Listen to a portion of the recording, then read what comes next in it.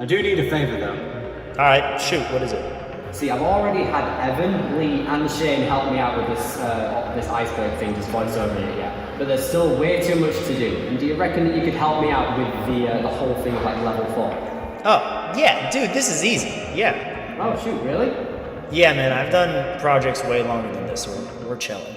Yeah, cheers, dude.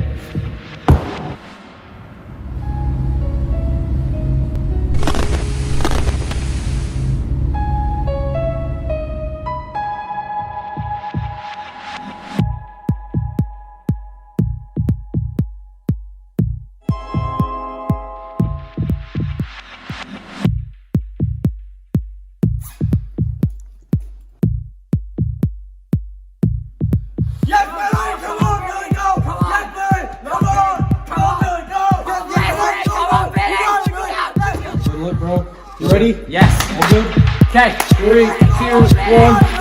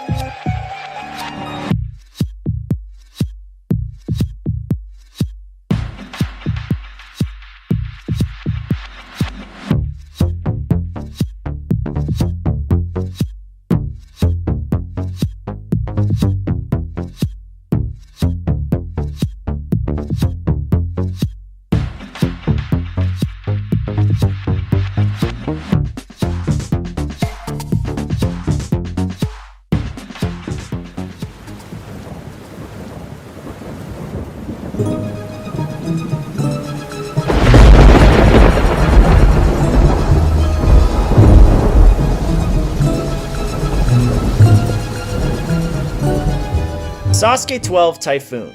Sasuke 12 had a case of postponement due to a typhoon, but it didn't affect the results of the tournament.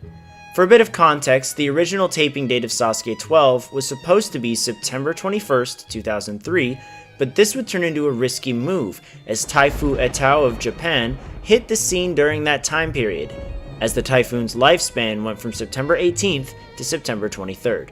With the air date set for October 1st, Higuchi moved the taping date back to the 23rd, meaning that they only had 8 days to edit the tournament, as opposed to the 10 they initially had. Sasuke 36 Yusuke spoiler. Let's head to the Ninja Masters Discord for some fun context. Around the Sasuke 40 season, one of our hosts, Shane, hosted the Sasuke Tournament Rankdown, which consisted of people ranking all Sasuke tournaments 5 at a time each day. A friend of the channel, Cheez-It, put Sasuke 36, a generally well-received tournament, as the 5th worst in his opinion. This placement alone piqued some people's interest, and it turns out the reason for it was because of the live viewing experience, specifically both the boxing match that took place during the broadcast, and the fact that Yusuke Morimoto's final stage presence was spoiled on Twitter. During the broadcast, a Japanese fan at the Yokohama Red Brick Warehouse must have overheard something about Yusuke being at the tower, and maybe said something about attempting it, which is also what happened to Tatsuya Tada in Sasuke 37. You guys tell me if Twitter is a good reason to put a Sasuke tournament so low.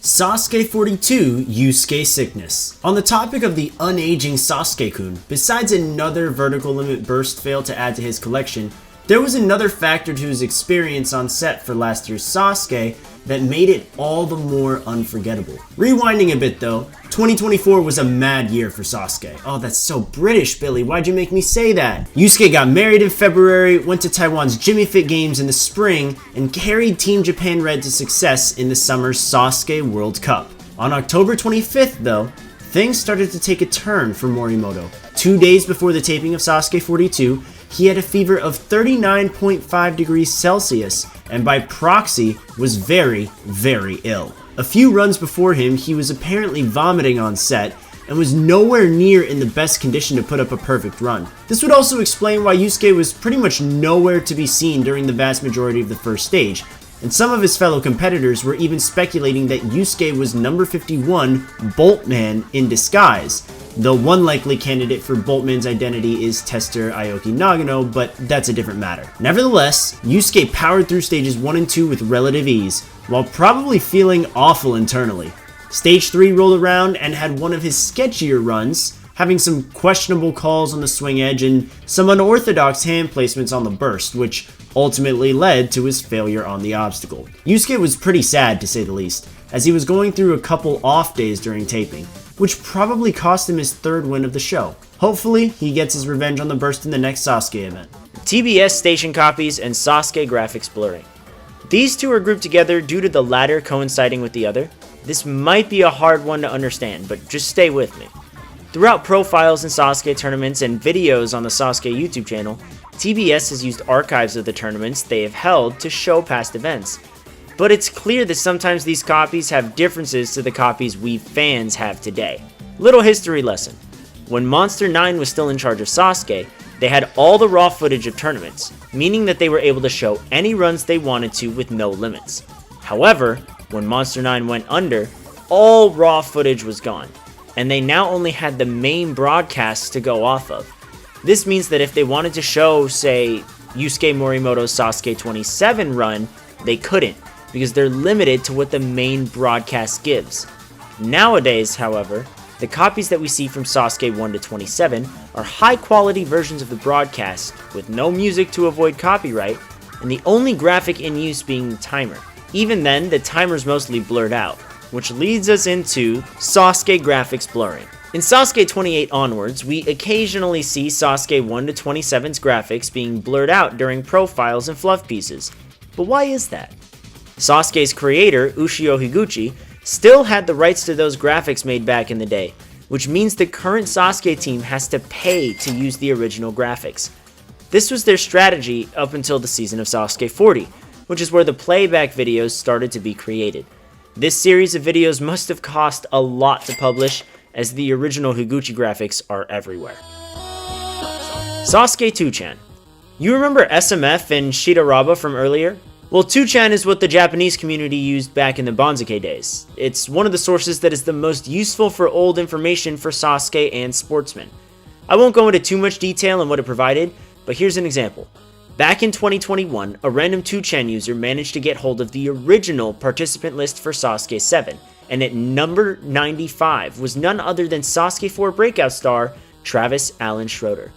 As we know, Travis didn't compete in Sasuke 7, and number 95 was taken by James Okada, which is weird to think considering that on that 2chan list, James was originally listed as number 74, which was a weird change in production.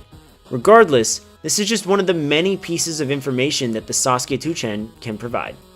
The Bonsuke Twitter community.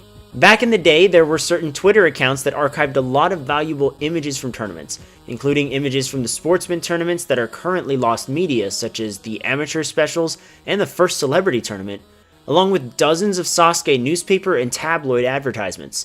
Long story short, it's a goldmine of cool data and photos. The Icebox special, experiments that cross time. This was originally a point in the last Iceberg Billy made on his channel, but since then, lost media revealed itself, and we got the full archive of the Ice Block Challenge. It's best if we start off with a bit of context though, for the ones who may not know about this special. Halloween 2010 was a crazy time for Sasuke fans. All-stars Makoto Nagano, Kazuhiko Akiyama, and Shingo Yamamoto were joined by Kenji Takahashi on a special called Experiments That Cross Time. The special revolved around recreating feats people in the Edo period of Japan achieved. The goal was to take a box full of ice, the package weighing 110 kilograms, from Mount Fuji to Tokyo before the ice melts. A 105-mile journey with a 240-pound icebox? What could go wrong? Well, throughout their journey, it's hard to say that much of it went right. Within 20 hours, most of the carriers were complaining of knee and shoulder pain. This can especially be devastating considering Shingo's history. After 36 hours, Nagano's legs have reached their limit. He needed painkillers just to continue. At 46 hours, Akiyama and Nagano could barely walk straight. and at 68 hours, Akiyama drops out due to a debilitating sunburn. After crossing the most treacherous portion of the beaten path, an 8-hour trek through a mountain pass, a doctor finally brings the challenge to a close 76 hours in. And can you believe it? They only made it 40 miles. Yusuke and Tada tape trade. One of the more frustrating aspects of the more recent Sasuke tournaments are the edits surrounding Tatsuya Tada, who is currently one of the best competitors in Sasuke right now. But we have a potential theory as to why Tada gets shafted by the editing so much. Before the days of the Sasuke Vault, community members had to rely on tape trading in order to watch ninja tournaments, specifically the Japanese shows like Sasuke or Sportsman No. 1. The competitors of Sasuke are no exception to this practice either, as many of the competitors in Sasuke nowadays start off as superfans. Yusuke Morimoto and Tatsuya Tada basically met each other because of their love for Sasuke. Tada made public on his social accounts that he was involved with a tape trade of the Sasuke 13 trials with Yusuke, and the Japanese community got incredibly angry at Tada. Keep in mind, this was before Sasuke 38, and Tada hadn't been shown in full since. So is this the real reason why Tatsuya Tada has been getting disrespectfully bad edits in the most recent Sasuke tournaments? Probably not, let's be real, but it's a fun theory. Nagono actually smokes. Japan has a massive smoking problem, and it's no secret that some competitors like to partake in the practice of smoking cigarettes. However, what if I told you guys that no other than Makoto Nagono is one of these competitors? He doesn't like to smoke on camera because it can be perceived as a bad influence to his young fans. His smoking habits have also been blamed for Nagono's stamina problems in later tournaments like Sasuke 32 and Sasuke 40, where it's possible that made the difference between clearing the first stage and coming up just short. I also want to point out one more thing. Just because a ninja partakes in drinking alcohol or smoking cigarettes and using certain substances doesn't make them a bad person. It's okay not to do those activities mentioned, but don't vilify people that do. Competitor DVD found. In Billy's last Iceberg video, a point was made about each Sasuke and Kunoichi competitor getting a DVD of their runs, along with VHS tapes from back in the day, but we never knew what the DVDs actually looked like. Until now. We currently have 3 DVD runs, one from Sasuke 29 and 2 from Sasuke 31.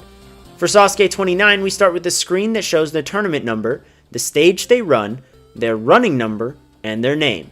It then goes on to the run of the competitor, followed by a replay and the post-run interview.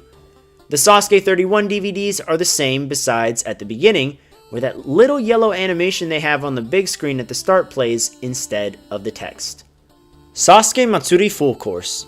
In recent years, Sasuke in the summertime has held events where fans gather and attempt various obstacles from the show, but back in 2008, there was an event like this that was actually held at the taping of Sasuke 21.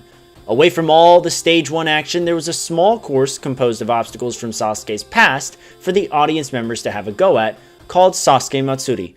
You have the jump hang, rumbling dice, curtain cling, pipe slider, and a few more obstacles all put into this little area for the audience to try. And you can even see a bird's eye view of the course in the widescreen copy of Sasuke 21. Anthony Porter A&W 14. Anthony Porter is an A&W competitor who made a name for himself during A&W 13 when he made it to the second stage. In the following season, Porter was digested in both of the qualifying rounds, but would advance to the Las Vegas finals for the second time in a row. However, his run would be cut, as it would later be revealed that he met an unfortunate end on the first stage. After he made it up the warped wall, he was running low on time, and decided to take the high road. When Porter jumped for the ring, he missed it, and hit his head on the platform. This gave him a concussion, and he had to be stretched out to a hospital. Travis Ferlanick A&W 4DQ. As one of the OGs heading into the new era of the show, it'd be fair to say Travis Ferlanick had high expectations heading into A&W 4. He competed in the Northwest region, qualifying with high times in both rounds, and even claimed second place in the semifinals over his uncle, David Campbell. However, Travis didn't even compete in Vegas for seemingly no explanation. However, close sources confirmed that Travis was caught with a DUI on his trip to Vegas, disqualifying him from the competition. This could also explain why he was fast-forwarded in both of his runs, practically glossed over completely all season. This would also mark Ferlanick's last appearance on the show, A very strange note to go out on, to say the least. Matt Iseman Snake. It's no secret that Matt Iseman has been a part of A&W since almost the very beginning. But what you may not have known is that he has a YouTube channel. The channel is mostly faded into obscurity with only 1,300 subscribers, but it gives us a bit of a glimpse behind the scenes. During the taping of A&W 3 Boot Camp, someone decided to play a bit of a prank on him, tying a fake snake on a string to his belt and seeing how he'd react. The reaction is something really special. Shit! Ah! Fuck! What the fuck? Ah! Ah! You fucker! You fucker! Fucking fucker! Fuck you! A&W Streaker staged. Even if you're not a big fan of Ninja Warrior, you've probably seen this clip right here of a streaker running the Vegas course. But what if I told you this was staged?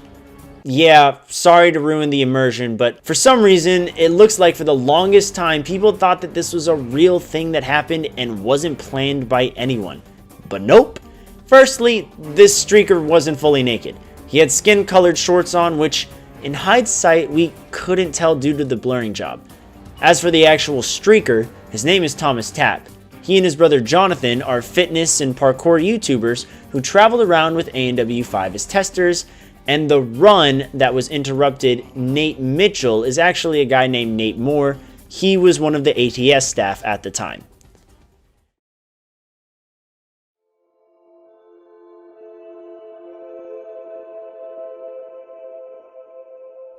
Travis Rust.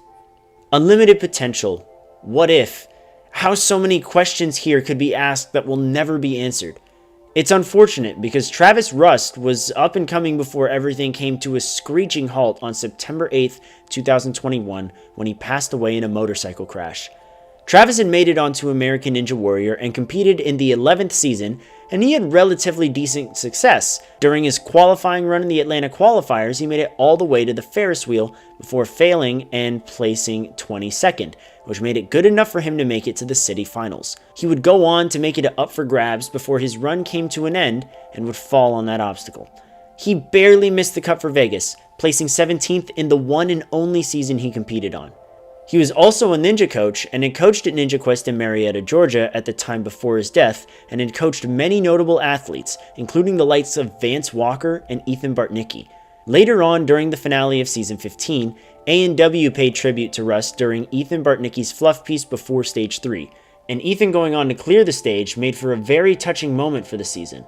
Us at TSN wish Travis's loved ones nothing but support.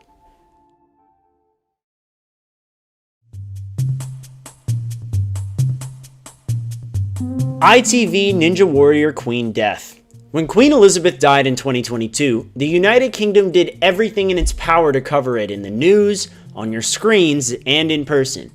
That is, until ITV broke that streak, because the very first piece of media to air on television in the UK after the Queen's death was actually the premiere of Ninja Warrior UK Race for Glory. It was a controversial decision to say the least, but it did alright in the ratings. The Ninja Warrior UK TBS writes, speaking of Ninja Warrior UK, when I interviewed Ali Hay in 2021, I was informed that ITV has to have new seasons of Ninja Warrior UK on TV every 3 years, or the rights to the Ninja Warrior IP would return to TBS. This makes sense as Race for Glory, which aired in 2022, came out 3 years after season 5, which was in 2019. Perhaps this pattern will continue in 2025. X-Warrior and Malaysia vs. Singapore were the first versus the world. As an international ninja fan, my favorite specials are the versus the world specials. Seeing top ninjas from around the world battle against the course and each other is truly a special sight. However, what you may not know is that the first of these specials were not done by A&W. In 2012, the first international battle was in Singapore, when the stars of Sasuke Singapore and Sasuke Malaysia competed in a best-of-5 competition where Singapore was victorious. Then in 2015, X-Warrior, China's Sasuke show, featured a competition between China, the UK, the USA, and the Netherlands. This special featured many OG ninjas, such as James McGrath, Perry Oosterley, and Brian Orozco doing ninja in 2015? Yeah, crazy times. Hiyoki Kanzen Sasuke Mongolia. A lot of Sasuke fans like to root for Masashi Hiyoki to win it all, and they'd be delighted to know it actually happened. Kind of. In 2019, Hiyoki was brought along to Mongolia by Masato Inui to test the course for Sasuke Mongolia. He proceeded to beat everything. And I mean everything. However, it's unclear as to whether or not Hiyoki beat everything on his first try. Call it an unofficial Kanzen if you'd like. Indonesia's Flying Bar Massacre. Season 2 of Sasuke Ninja Warrior Indonesia featured a classic tournament with athletes from Indonesia, Japan, the United States, and Europe. Many strong athletes rose and fell in this tournament, and 9 athletes made the final obstacle of Stage 3, the Flying Bar. Among them were Yusuke Morimoto, Daniel Gill, and Perry Oosterley. However, not a single person cleared this obstacle, as the construction of the Flying Bar was weird. The closest we got was Spaniard Sergio Verdasco, who was just one move away from attempting the final stage. Roll the fail montage.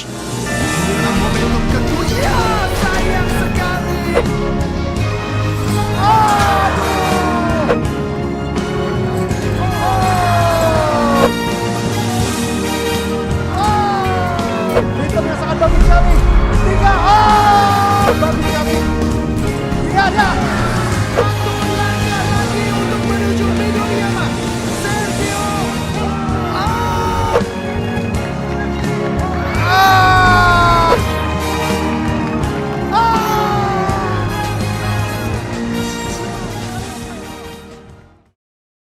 Moritz getting paid. Many of you are probably aware of the Jeff Britton treatment, aka not getting the fastest time on the final stage and therefore not getting money. While there have been many victims of this treatment, Moritz Hans was not one of them. Moritz achieved Kanzen Seiha in Season 6 of Ninja Warrior Germany, but was slower up the rope than Rene Castelli. Thankfully, Moritz was rewarded with 20,000 euros, making him an exception to the Jeff rules. Indonesia Assa. Sasuke Ninja Warrior Indonesia's international tournament featured Team Japan, and originally, Kazuma Assa was a member of the team. However, Assa then suffered from a back injury, resulting in Shunsuke Nagasaki replacing Assa as an alternate and eventually leading to the retirement of Assa. Super Ninja Kids comment section. Russia's show Super Ninja became so popular that they made a kids version called Super Ninja Kids. STS, the network that airs the show, uploads all the episodes to YouTube, which means the comments are open, and oh boy everyone, these comments are outrageous, criticizing the fluff pieces of the show, calling the little kids good looking, and even mentioning Skibbity Toilet. This is what Ninja has become. The difference between Kosasuke and Sasuke Jr. Out of all the common misconceptions that we see in the Bonsuke verse, it is between the shows Kosasuke and Sasuke Jr. These are not the same, so here's a brief rundown on both shows.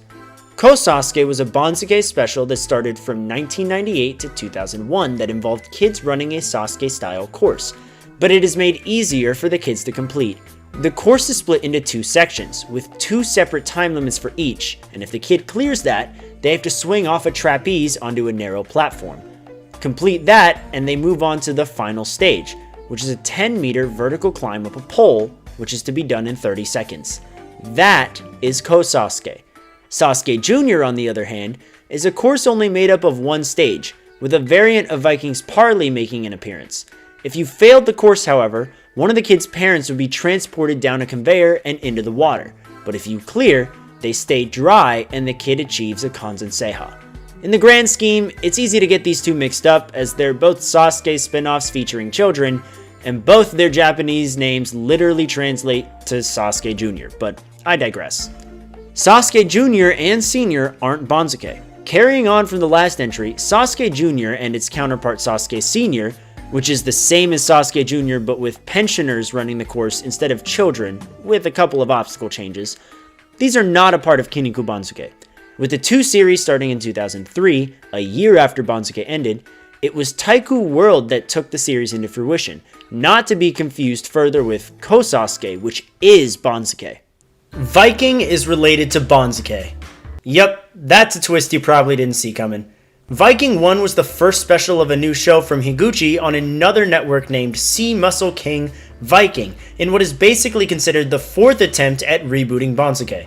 We would be treated to familiar events like Handwalk, Quick Muscle, and Monster Box, but it also hosted trials for the main Viking specials that we've all come to know.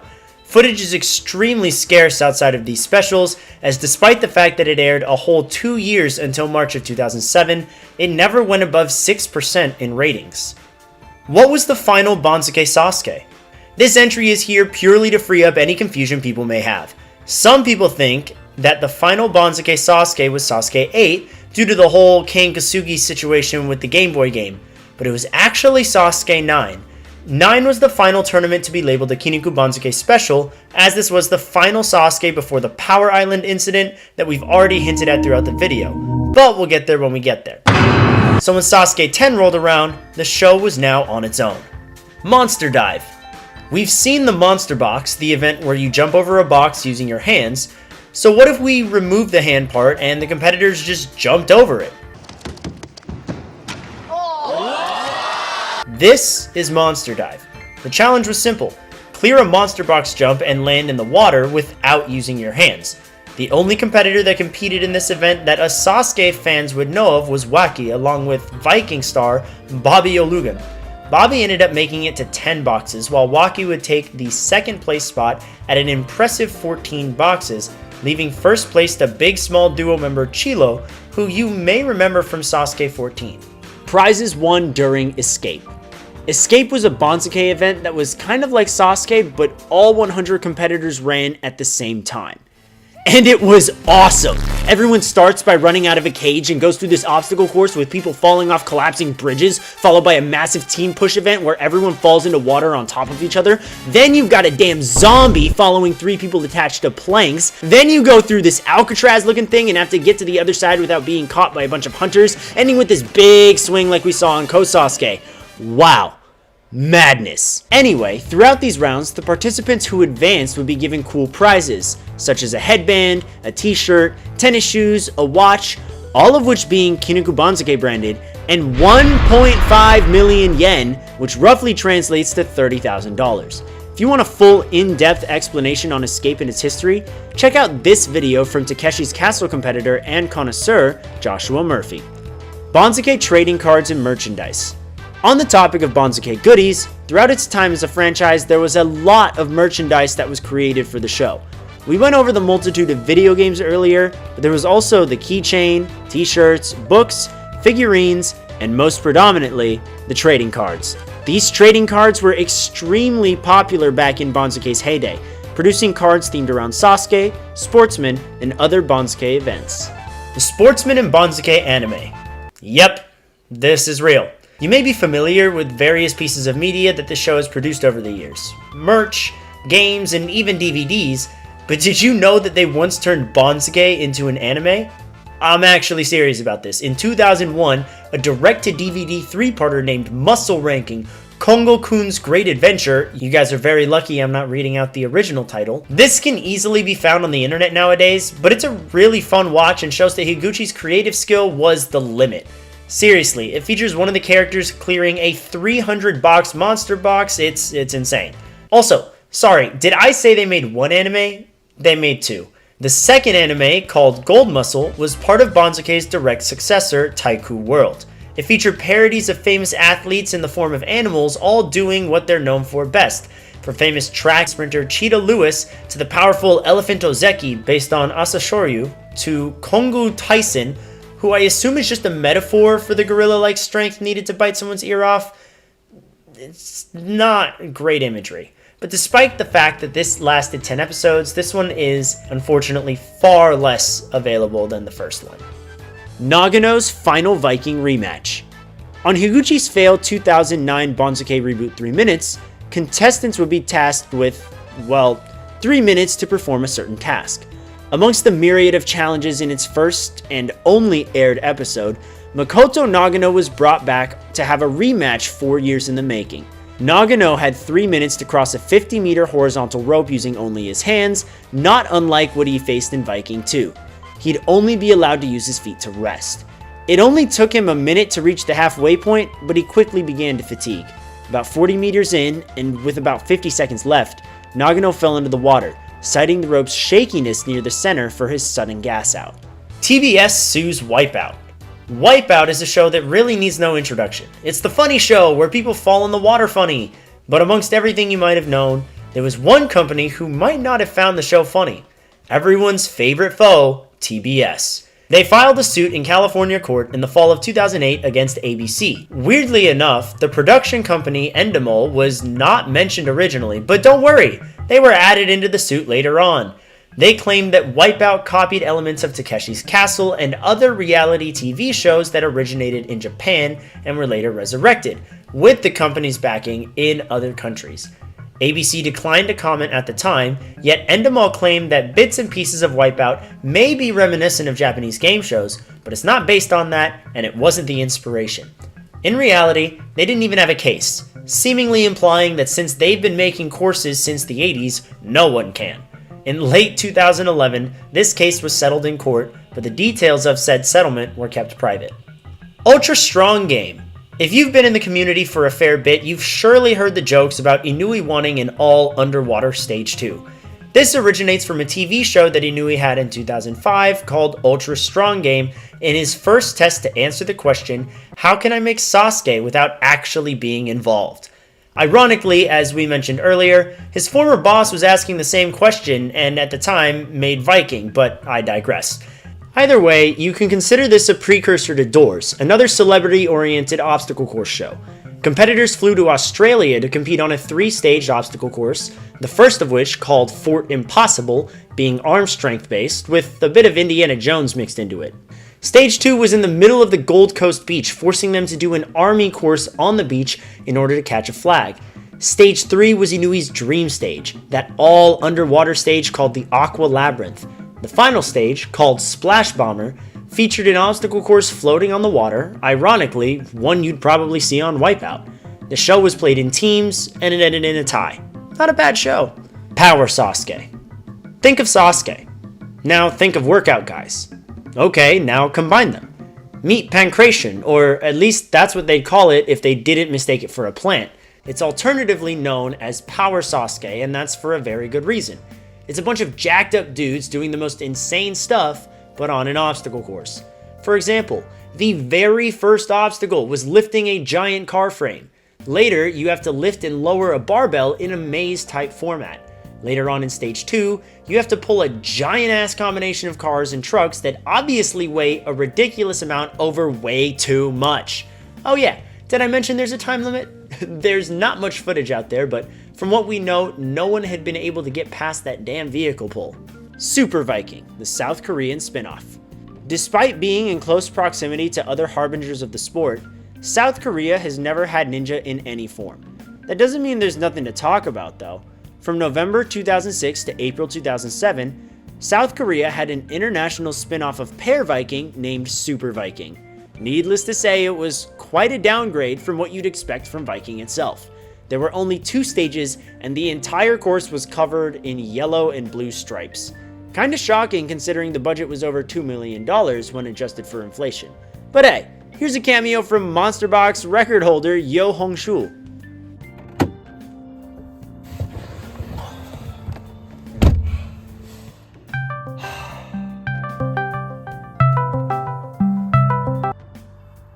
Yo, is it done? Indeed it is. Mate, thank you so much. You just made this a whole lot easier for me. Yeah man, no worries. How'd the comp go? I actually didn't go too bad, to be fair. The courses were fun and my result was overall pretty good. Sick, dude. Premiere series next though. I know, man. That's gonna be fun, dude. Dude, I know. Anyways, I'm gonna head out to work for the day, but gotta go get that dough. All good, mate. Thanks again. No problem.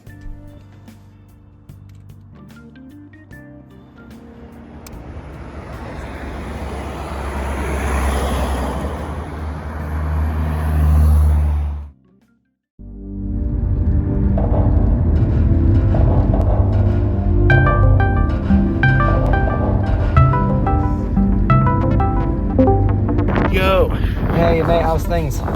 You know, the usual, just got off of work. Good stuff, man. Good. So yeah, what do you need today? Right, so you know how I've got the Iceberg thing going on, yeah, for TSN? Yeah? I need some voiceovers doing for it. Do you reckon you could help me with it? Yeah, no problem, man. I actually just got off my final shift for the week, so you could Hope you had a good time. Banging, dude. Just to note, this is one of the lower layers, so could you deliver these lines with a bit more, I don't know, mysterious tone maybe? But not so much to the point where you're literally going at a snail's pace, if you get what I'm saying. Yep, no problem, man. Cheers, dude.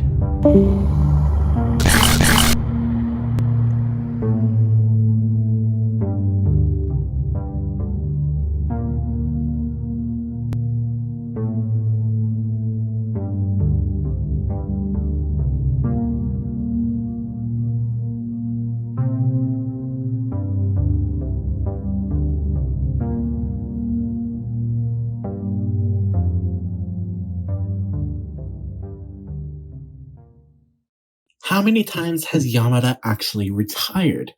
6, kinda. It's no doubt that Sasuke All-Star Katsumi Yamada has had a rocky career, and this is mostly due to the obscene amount of retirements he's had throughout his time competing. He first retired in Sasuke 8 after failing the Warped Wall, his worst performance at the time. The reasons for his retirement haven't really been noted before. In Yamada's interview for the official Sasuke book, he stated that he basically overtrained back in the Bonsuke days and was constantly injuring himself. And he even said that he shouldn't have been doing it so much. He stated that he would carry 10 kilos on his back when running up the famous hill we see in his profiles and perform 700 pull-ups a day while wearing 50 kilo weights, performing this sequence of workouts all the way up until 2 in the morning. He understandably got sick for quite a while and went to the hospital with a referral letter and was unfortunately diagnosed with organ dysfunction. They said that this was a rare case and that the only way to improve it was to cut back on his training.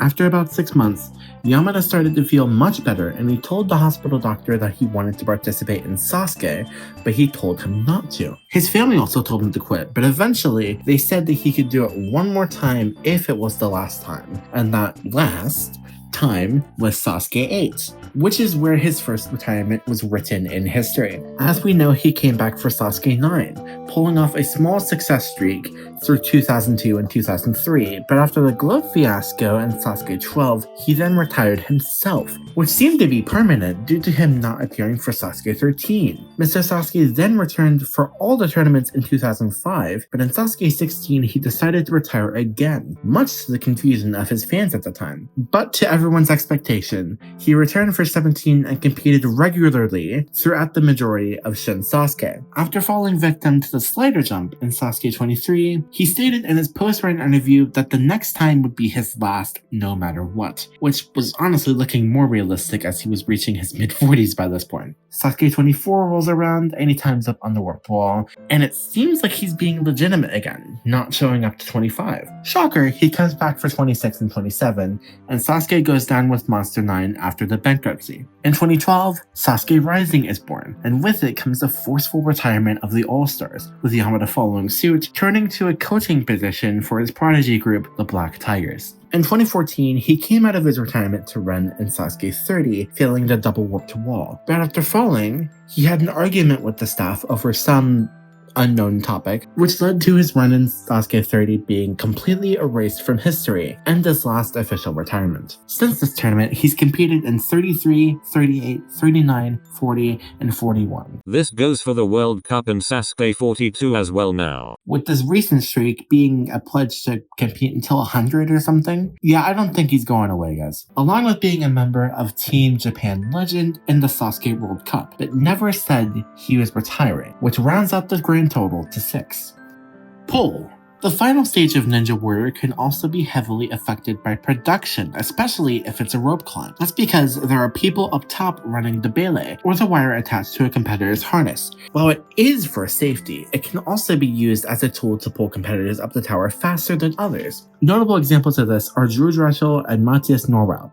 A&W has always been ninja versus ninja. Now, a common demerit of recent seasons that you'll hear about is because of the head-to-head races, with a common criticism being, quote, it's the competitor versus the course, not the competitors against each other. But like, qualifiers and semifinals even prior to season 15 have always been ninja versus ninja. That's why there were leaderboards and people at risk of not advancing. Don't see the big deal personally.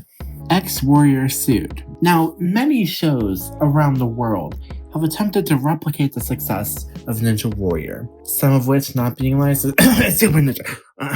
Sorry, I got a bit of a cough there, I don't know why. But none have done it so blatantly as X-Warrior or Sasuke China. The show wasn't licensed by TBS, but used all of its obstacles, format, and names. TBS eventually found out and ended up suing X-Warrior. This lawsuit was a simple threat: either become an officially licensed ninja show or be taken off air. You can guess which one they chose. Akiyama Jump Hang Rematch. Now, as you might know, Akiyama failed a jump hang for the third time in a row in Sasuke 8, but what you might not have known was that Akiyama gave the jump hang a second try after taping on stage 1 had concluded.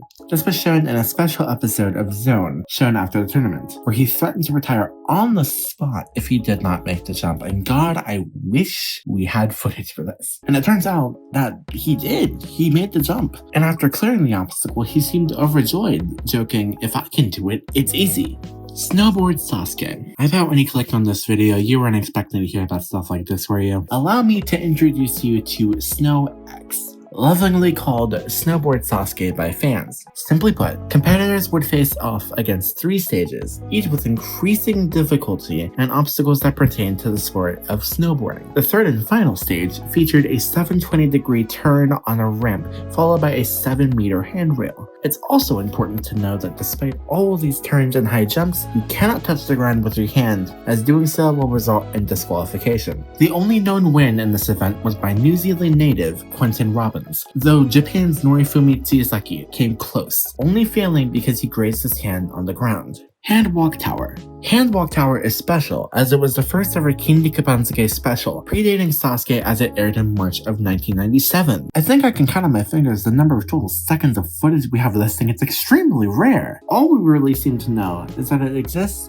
and that it was a hassle to set up. And because of logistics issues with setting up other shows, they could only keep it inside, meaning they constantly had to switch rooms. Simply put, it was hell. Shimofuri Miki was a talk variety show in Japan that aired from June 2020 to March 2022, featuring hosts from comedy groups Shimofuri Myojo, Miki, and Exit. How the heck does this relate to anything, you may be wondering? Well, on the 20th of September 2021, an episode aired which, among other things, contained Monster Box and 9 Hoops. The 9 Hoops special featured 3 people from the Tokyo 2020 Japanese basketball teams, one of which managed to land the basketballs in all 9 hoops and win the grand prize. As for Monster Box, we had sprinter Kenji Fujimitsu, boxer Tenshin Natsukawa, idol and acrobat Ryuichi Tsukara, and legend Naoki Iketare. Natsukawa did the worst at 14 boxes, whilst the other 3 managed to make it all the way to 17 boxes, ending in a tie. Flab Ranking was a parody of Sportsman and Kinnikubansuke where instead of focusing on the strength aspect, emphasis was placed onto the unhealthy side. It's actually brilliant. Beach Flags was turned into Beach Frankfurt, where instead of trying to grab a flag, they grab a hot dog. Power Force became Power Daifuku Force, where instead of pressing a button to signify that their side is won, they must eat a Daifuku sweet, which is a type of mochi. Quick Muscle became Quick Marshmallow, where instead of hitting a button, they must see how many marshmallows they can eat. And instead of Shotgun Touch, where you have to hit a ball with your hands, you have to let a pie hit you in the face. A very odd, yet very entertaining parody. Hello? Yo, it's done. Everything? Aw, dude, you're the GOAT, man. I appreciate you a lot for this, you know? Yeah, it was nothing. All was well. Alright, dude, great stuff. I'm nearly home now, so I'm gonna be off. Alright, man, that sounds good. Yeah, take it easy.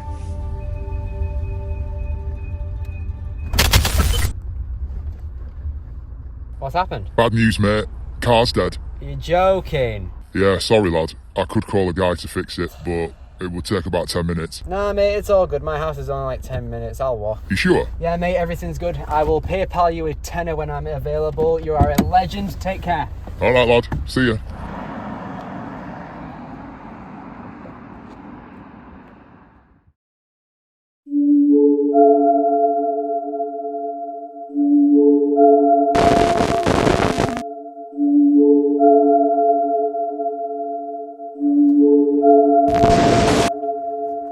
Evan, Lee, Shane, Kane, John. One more.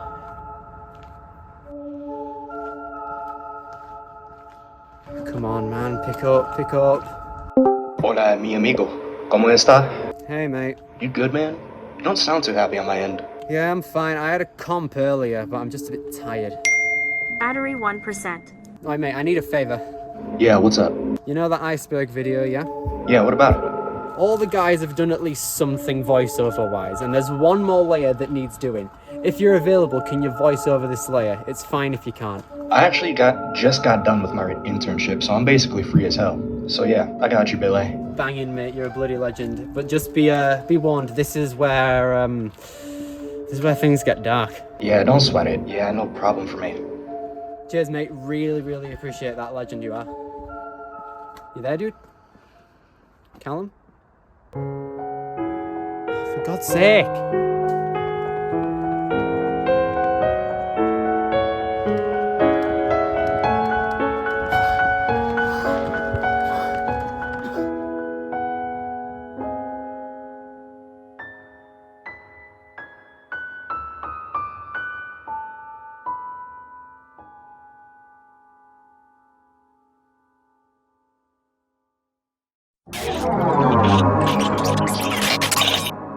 When you think about it, there's a lot of competitors that pursued a life of crime.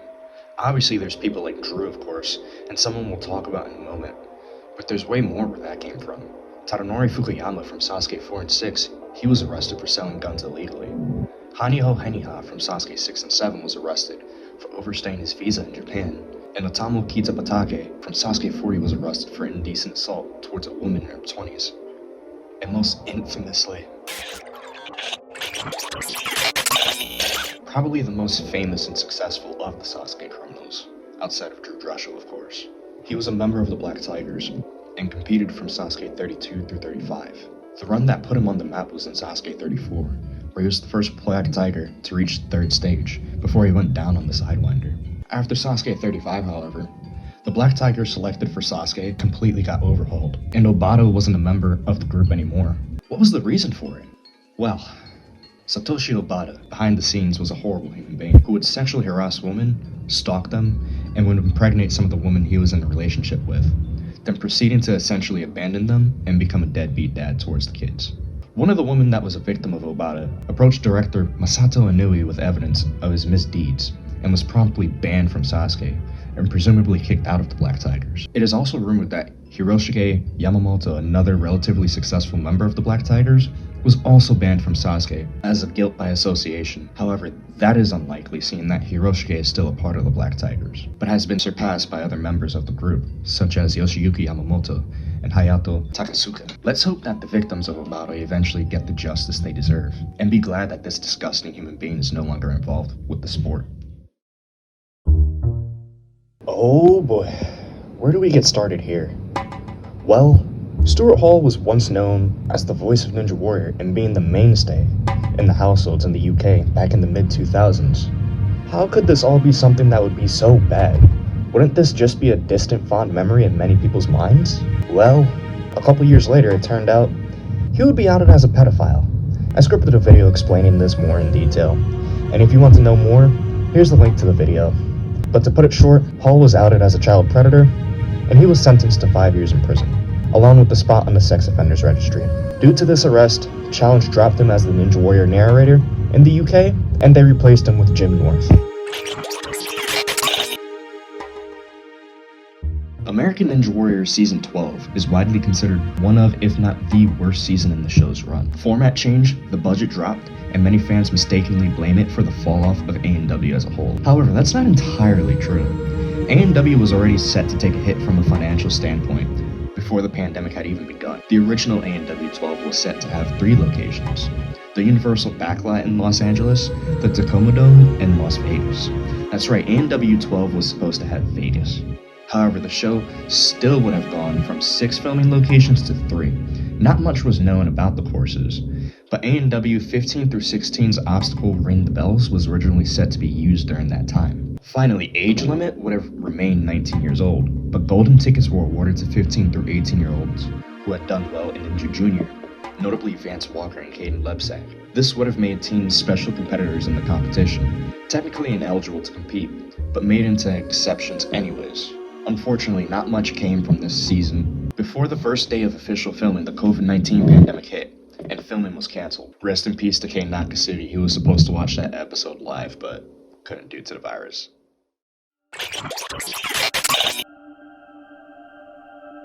Andreas de la Rosa is an OG A&W competitor that made a bit of a name for himself in the early seasons.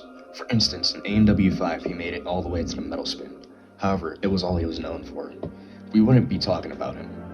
Our protagonist of this story, Andreas, was in the crowd during A&W 7's Orlando filming. Despite being held in Universal Studios, you by no means had full access to the park.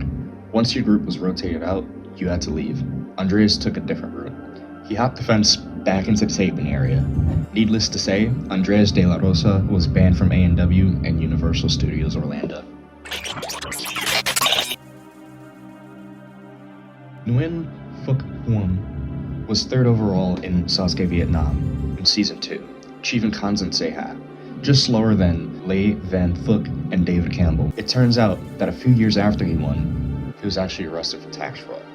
Nothing much else came to note here. Just that. Just when we thought Sasuke Mongolia couldn't get any worse, law enforcement answers the light once again. Sasuke Mongolia was publicly funded with tax money, and the studio asked for the government to quadruple their funding, so the government audited them. Sasuke Mongolia 2 and even 3 was supposed to have already happened, but the staff blew over $1 million and spent it on expenses like personal vacations. The studio's ways of going about actual taping was horrendously unprofessional. They were using post-it notes to plan filming, sponsors, and etc., and never even made a Word doc to digitize it. So stuff was missed, and they had no accounting or planning anywhere. And it looks like this laziness reflected into the show, due to the camera overlays making it onto the show, along with the narrator sounding like he recorded it off of a 2005 MacBook from his mom's kitchen. The studio ended up not producing a single show between 2021 and now, despite receiving all the money. They also discovered that they had also spent the money that was supposed to renew the license with TBS and stole some of the money that was supposed to build the courses itself, which is why they were awful. And on top of that, they revealed that Sasuke Mongolia violated the broadcasting ethics guidelines for truthful results broadcast, implying that it may have been rigged, such as a celebrity being the last man standing. So all in all, Sasuke Mongolia becoming a mistake didn't just happen by accident. It was a result of lazy and arrogant behind-the-scenes management, which dramatically reflected on its product. Johann Ofner. He was a stuntman and an actor who was on top of the world, and he had everything going for him, until everything stopped.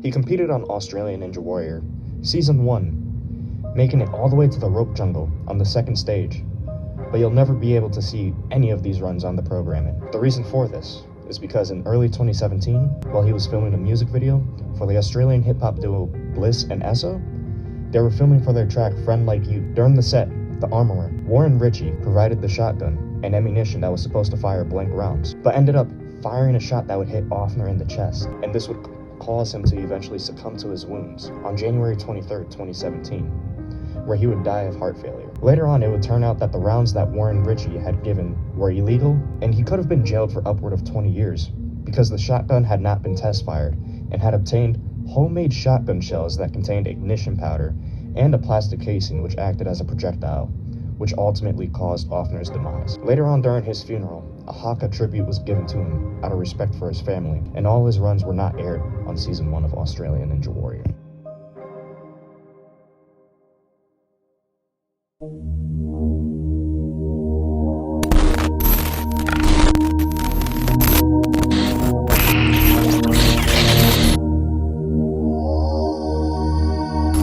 As we talked about, Keniku Bonsuke was still going strong in its 8th year, with new events planned. This show would last up until the 5th of May in 2002, when TBS were filming a new event for Bonsuke called Chikarajima, or Power Island. In short, at least 3 people were injured on set. Wipeout, a 19-year-old English exchange student, attempted an obstacle similar to the early event, known in English as the Giant Bell, called the Rock Valley, when he fell from a 3-meter height and injured his cervical vertebrae. Wei was able to get up afterwards and was sent to the hospital, so taping had continued. This would not be said about a 20-year-old student named Takatisu Issa, who faced an obstacle where he had to catch a giant ball similar to the avalanche on Takeshi's castle. Issa was unable to stop the ball and fell, being pinned underneath the 30-kilogram ball. The tumble rendered him unconscious, and he was taken to the hospital, and although he made a recovery, this has left him paralyzed from the waist down. TBS also confirmed a few days later that a third man from Tokyo was injured from a cervical sprain, and a fourth man had complained of chest pains. For those keeping track, that's 4 out of 32 that competed. We could go on and on about the incompetence and reaction, but we don't have the time, so let's leave it at this.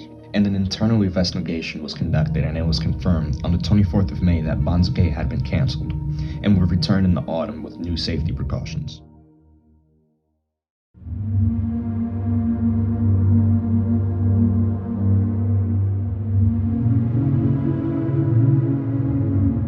Ako Kawada was a sideline reporter for Sasuke, Kunoichi and Sportsman, and a competitor on Kunoichi 3. She committed suicide by trapping herself in a car belonging to her talent agency, and died of carbon monoxide poisoning via a small brill in the backseat of the car at the age of 29. Her final TV appearance out of the shows we've talked about in this video was Pro Sportsman 2007 as a sideline reporter, and her final TV appearance as a whole was Saturday Scramble, where she was a freelancer. There was a note addressed to her parents in the car where she took her life, but nothing else indicating why she had decided to commit suicide. The note read, "It is most painful, and right now I am sad."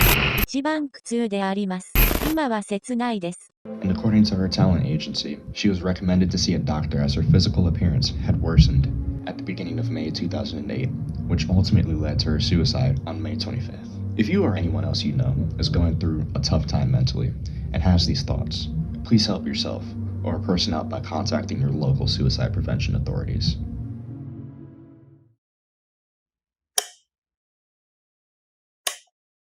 No matter if you're a hardcore fan of Sasuke, Kunoichi, or Sportsman, you have most certainly heard of this voice at least once.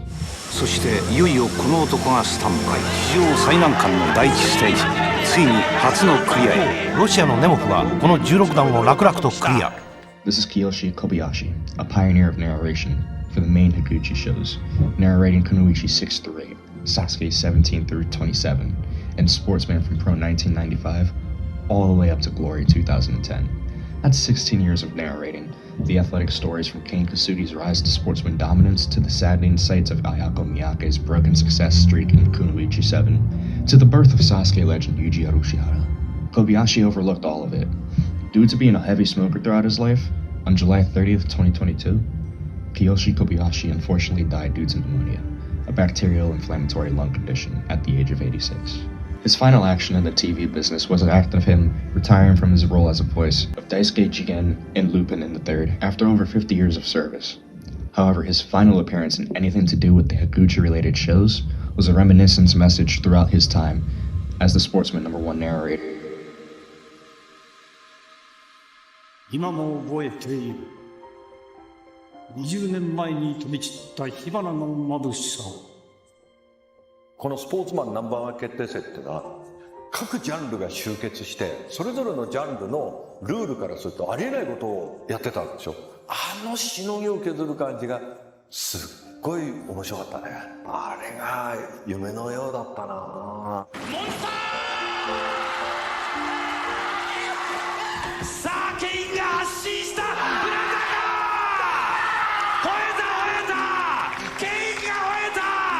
肉体のビッグバーン！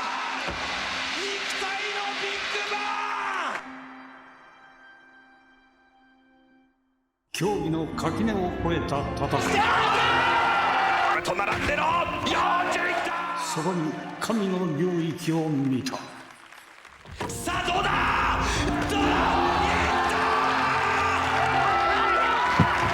今切り裂いていきました池谷。どうだ！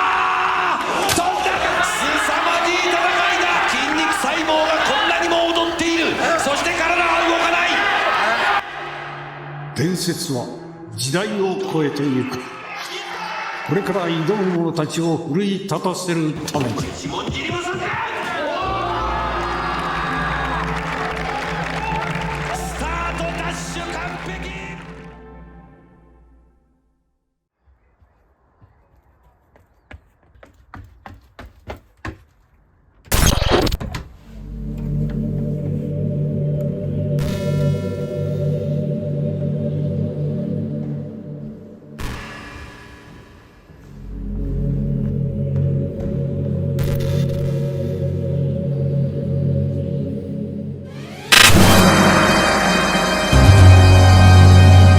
is a take in every sport, a debate every fan thinks of or takes part in, a debate known as the timeless GOAT debate. Some of the more popular GOAT debates range as follows: Michael Jordan versus LeBron James, Cristiano Ronaldo versus Lionel Messi, and Tom Brady versus Patrick Mahomes. Anything that has a competitive merit has this debate come up at some point. And Ninja, of course, is no exception at all. Many have valid arguments about who the GOAT of Ninja can be, whether it be Makoto Nagano, Yuji Arashihara, Yusuke Morimoto, Vance Walker, Daniel Gill, Caden Lebsack, Renee Casserly. All of them brilliant arguments, absolutely love them. But there are a lot more options to be had if you dig deeper. Because think about it this way.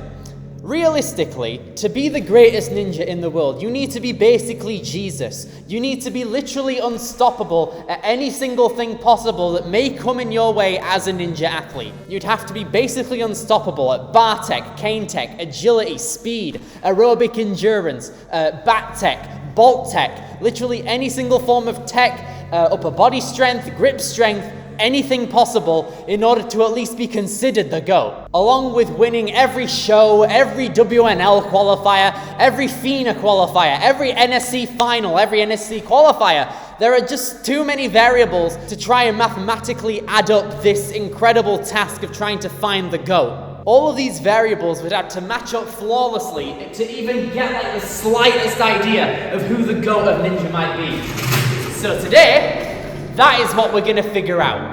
Okay, hello everybody. Welcome to Who is the GOAT of Ninja Warrior? So I feel like the only way to properly start this one out is with the beginning. So let's have a look at Japan. Right there, you see Japan? That's where it's at, okay? So in Sasuke, there are 4 champions, 4 Kanzen Seiha, so 4K out here. So we have Akiyama, Nagano, Yuji, and Yusuke. So, a lot of people can eliminate Akiyama immediately because he doesn't really do much anymore. Yuji, Nagano, and Yusuke as a whole, many out of these guys would consider Yusuke the GOAT. So that is already one person in the theoretical category for the GOATs. In terms of more Sasuke competitors, we've got to think about the toughest obstacles that anyone has ever seen ever. And the toughest obstacle currently is the vertical limit burst. To date, there has only been one person to conquer the burst, and that is Ryosuke Miyaoka. Miyaoka has a lot of strength, he's also got a lot of speed, and he's also got a lot of experience because he started Sasuke as a tester, and with a lot of that training, a lot of that prep, it wouldn't be out of the question to consider him as the GOAT as well. So Ryosuke Miyaoka is another one of those guys. So now that we've already got Yusuke and Miyaoka already on our GOAT debate, let's travel overseas a bit and have a look at the USA. Let's have a look here now. In American Ninja Warrior, there have been 6 champions. Jeff Britton, Isaac Caldiero, Drew Dreschel, Daniel Gill, Vance Walker, and Caleb Bergstrom. Drew Dreschel is a pedophile, so he goes immediately. Jeff and Isaac haven't done much ninja recently, so they haven't been able to naturally keep up with the scope of the show currently, so that gets rid of both Jeff and Isaac, and that leaves us with Daniel Gill, Vance Walker, and Caleb Bergstrom.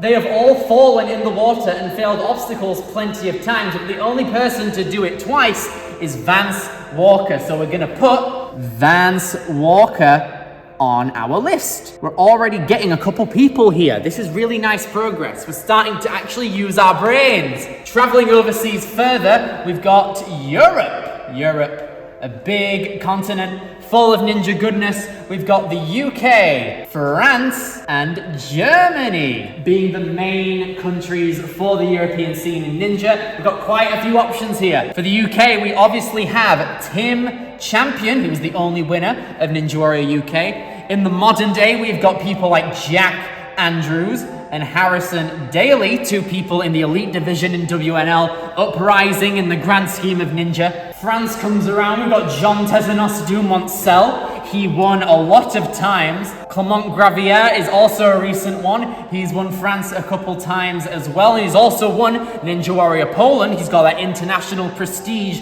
out here. That is also gonna put him here because Kanzening in a couple of countries helps out. And then lastly, we've got Germany out here. Germany has been running for quite a long time. One constant that's basically been here the whole time is René Cassely, who is an absolutely amazing ninja. He's gone on Germany, Sasuke, and France. He has achieved total victory in both Germany and France, and he's also made the final stage in Sasuke 37, so René is another one on the list. How lovely is that? So now this is where things for the purists start to get interesting. We're going to divert away from the shows, we're going to bring in all of the leagues. So we've got two massive leagues throughout the world. We have got the World Ninja League, or the WNL, and we also have NSC. Both of these brilliant competitions really showcasing the modern day ninja prowess that everyone who goes to a ninja gym and thrives with it, all of their skills to showcase. Now there are countless, and I mean countless athletes that apply to the World Ninja League every single year. Their championships have about 2,000 athletes come out, and not even accounting for extra sign-ups and no-shows, there are so many athletes going to qualifiers and regionals that put themselves down on the website as ninjas, and they're able to attribute to the World Ninja League. But for the purposes of this science experiment, we're having a look at the Elite Division. Now the cool thing about the World Ninja League is that it tests literally everything. You've got 3 stages with speed, technique, and upper body strength and burnout style courses being tested, but in the discipline circuits as well, they are all separate circuits based on all of those different attributes that a ninja needs. And if we start having a look at all of the winners of every single event, I will be losing count on this here whiteboard. So we're gonna keep things simple and throw out some big names here. We have Noah Munia, Phil Folsom, Tyler Smith, Jackson Erdos, Schneo Sameak, Jay Lewis, Joe Morovsky, Sam Folsom, Ryohei Yamamoto, Jera Boyd,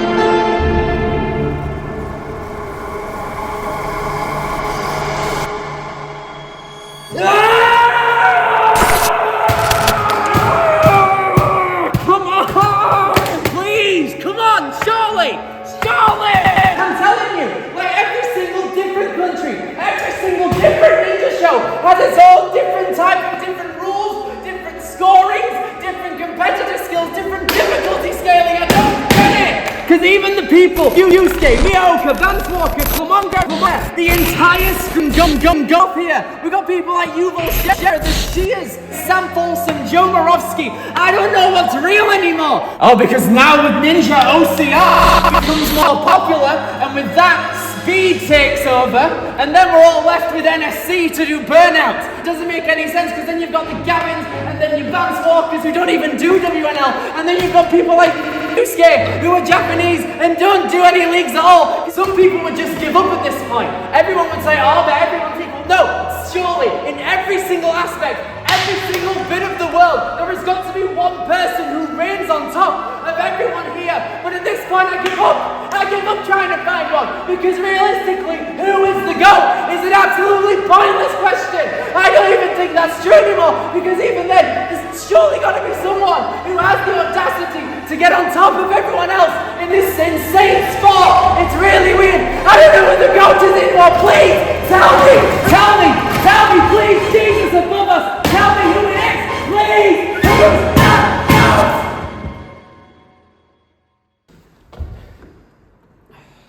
Fucking goats and, like, Yusuke and...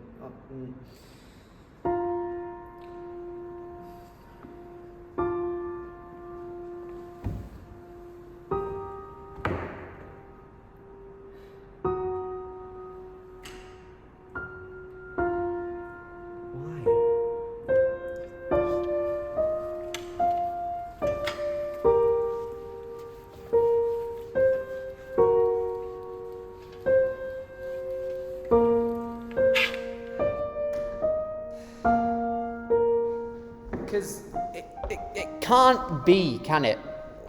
Like, in the grand scheme of this, who cares? What about no one? Ultimately, ninja competitions aren't about finding this theoretical GOAT at the top that everyone cares about. Because nowadays, not only for ninja but in every sport, it truly comes down to who has the better day. Let's take two people for example. We take Enzo against Naxa, for example. These two, brilliant ninjas. Enzo could get an alright sleep one night and Naxa couldn't, and that could affect the result, which for dumbass people trying to find the GOAT doesn't matter. Because realistically, they're people. They are human beings. It really doesn't matter who's better or who's not. Because who knows? Enzo could have trained every day for 2 weeks straight. Naxa could have done nothing. And that's completely fine. Because let's be fair here. The point is, ninja, at its core, has so many different factors that can affect anybody's performance on a course. Because let's think about it, maybe someone's competing with an injury, or someone's just like having the worst day possible. Because at its core, if you really wanted to try and find the GOAT, it all comes down to the external aspects of the sport and the competitors that isn't just them taking on obstacles. It's a mental game, is ninja. Look at every single massive sports player in the world. They can't be at 100% of their game every single time they play a game. So mathematically speaking, statistically, an off day should happen eventually. But on the flip side of that, it makes it so much sweeter when someone finally hits a goal that they've been wanting to achieve for ages. Because even if they have the worst of luck sometimes, even if they come so close in a lot of different events, when it finally happens, it feels brilliant. And that is ultimately what matters at the end of the day. Whether it be someone achieving a Kanzen Seiha in a ninja show, a clean sweep in the WNL Strongest Ninja category, or an essentially jaw-dropping run on any course, it all comes down to how it works mentally. To repeat what I said earlier, to be the GOAT, you technically have to be perfect. You have to be a god in everything, to have no off days, no problems, absolutely nothing to be worried about, or anything to be worried about physically or mentally. You'd have to not age at all. You'd have to stay at your peak forever. And that simply isn't possible. Not only for ninja, but that can happen in any sport. So don't waste your time trying to figure out who the GOAT is. It's pointless because everyone has a different favorite. Everyone is different on the course. So ultimately, just enjoy what you have. So at the end of the day, please don't waste your time trying to find out who the GOAT is of something. And instead, please just enjoy the moments that you have watching these incredible athletes. Because in the grand scheme, you never know when it might end. Thank you.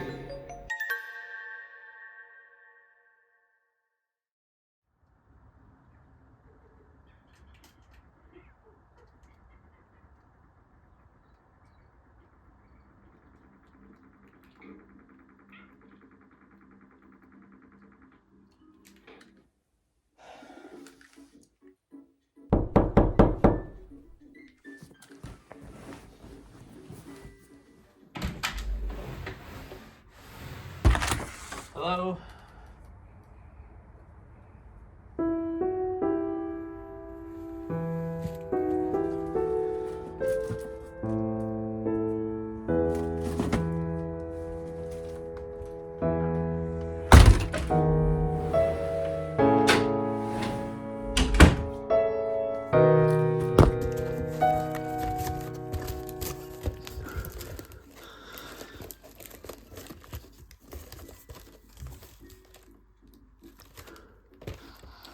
Billy.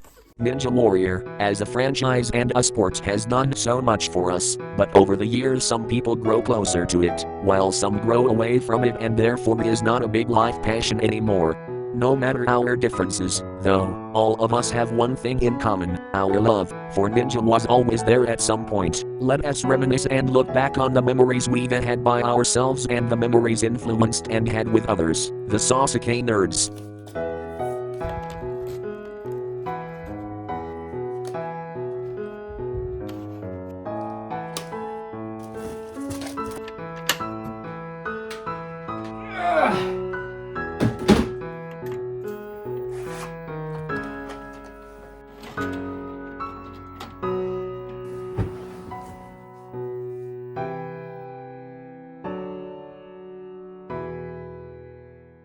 I have a weird Ninja Warrior origin story, that's for sure, but it started when I was a mere 6 years old.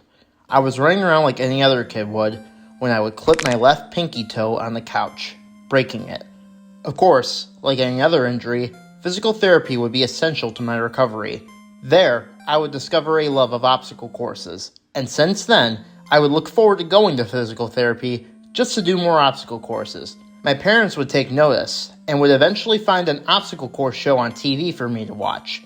This show was on the channel G4, known as Ninja Warrior.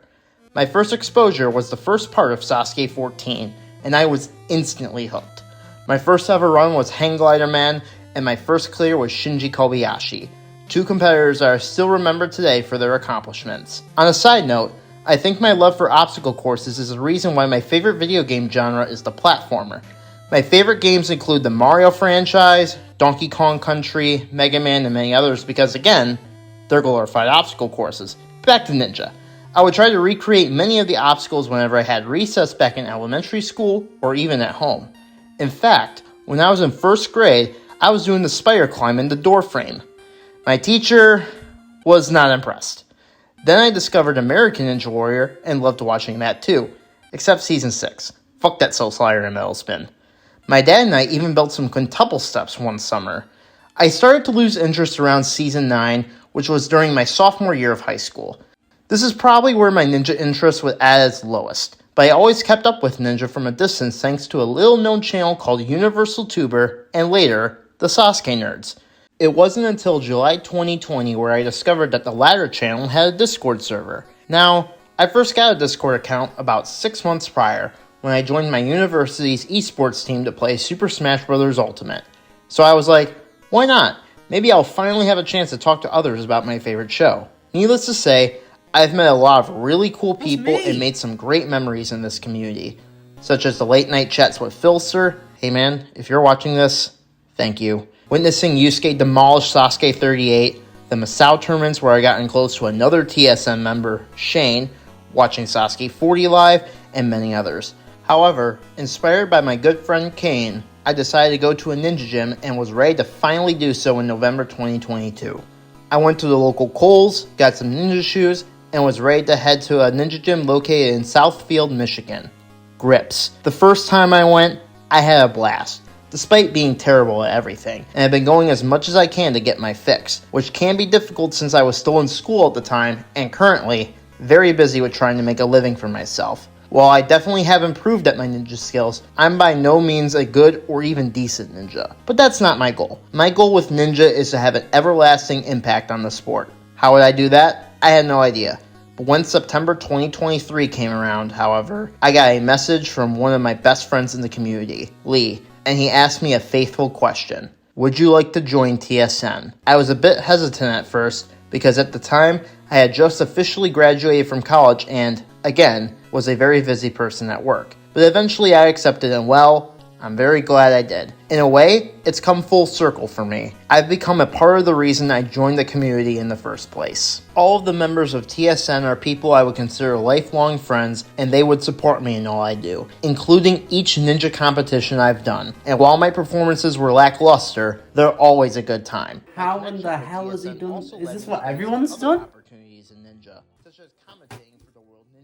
Although that aspect of the sport was short-lived, oh my god, it still had its hype moments. Seeing the sport of ninja grow is absolutely incredible as someone who's been a fan for almost 18 years now. Damn, I feel old. All of this had come to a head in June 2024, where after being excused from jury duty, I was ready to make a 10-hour drive to North Carolina. Why North Carolina? Well, that's because the Tier 1 championships for the World Ninja League are being hosted, and to say I had a blast was an understatement. It felt like little me's dream was coming true.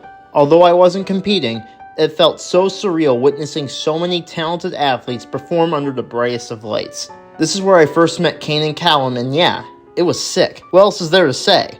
They're awesome. I even got to meet some really awesome ninjas, such as Ryan Stratus, Daniel Gill, Donovan Matoyer, RJ Roman, Lila Nathanson, Frank Schmidt-Peter, and Yuri Prokin, among others. But the biggest highlight was this. Flip it over!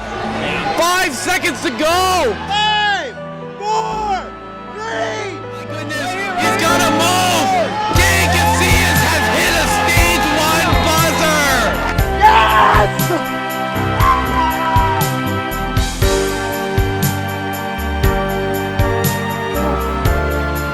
The reactions from everyone seeing Kane achieve his goal at the time on the world stage still gives me goosebumps to this very day, and it shows that the spirit of Sasuke, no, Ninja Warrior, is still very much alive and well to this day. I had so much fun at Worlds 2024, I decided I want to go to Worlds again, but this time as an athlete. I qualified for regionals and then Worlds while meeting new friends in the Midwest region, and even meeting Jay Lewis at regionals. As for Worlds, it was somehow even better. Huge shoutouts to Kane and his wife Sasha for hosting me the entire week, which I still can't thank you guys enough for. I met Kane's nice parents, Callum once again, and, for the first time, Billy and his dad, who he referred to as Dixie. No way, this man. And then to run Ninja in a stadium? Holy shit, dude. I've met even more people this year than last. Shneor Samayak, Ryohei Yamamoto, Zach Eichenstein, Enzo Di Ferrari Wilson, Jackson Erdos, Addie Herman, Joe Moravsky, Noah Munier, Gavin Obi, Najee Richardson, Lucas Reale, Joe Meisner, Mary Layton, and more.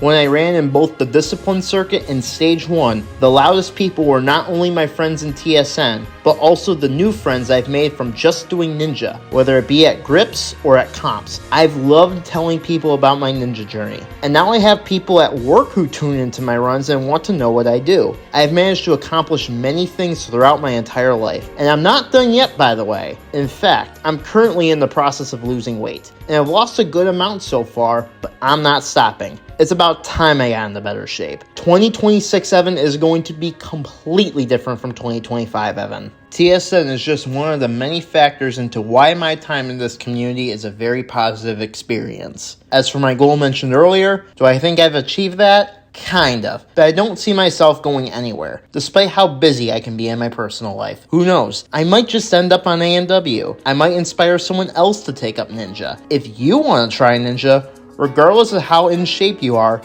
do it. Go make some friends. Go make some memories. I know I have. Are there days where it gets tough? Of course. I felt that when I did music, Ninja, and even working on some TSN videos. But now, especially recently, I keep telling myself one thing.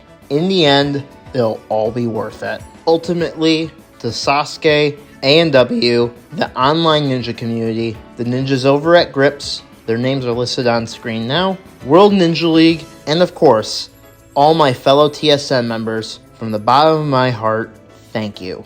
Thank you very, very much. You guys have no idea how much this all means to me.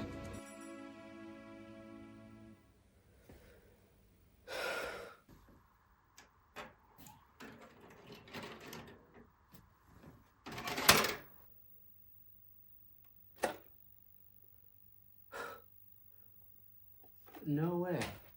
If there's everyone. Lee? Fair enough then.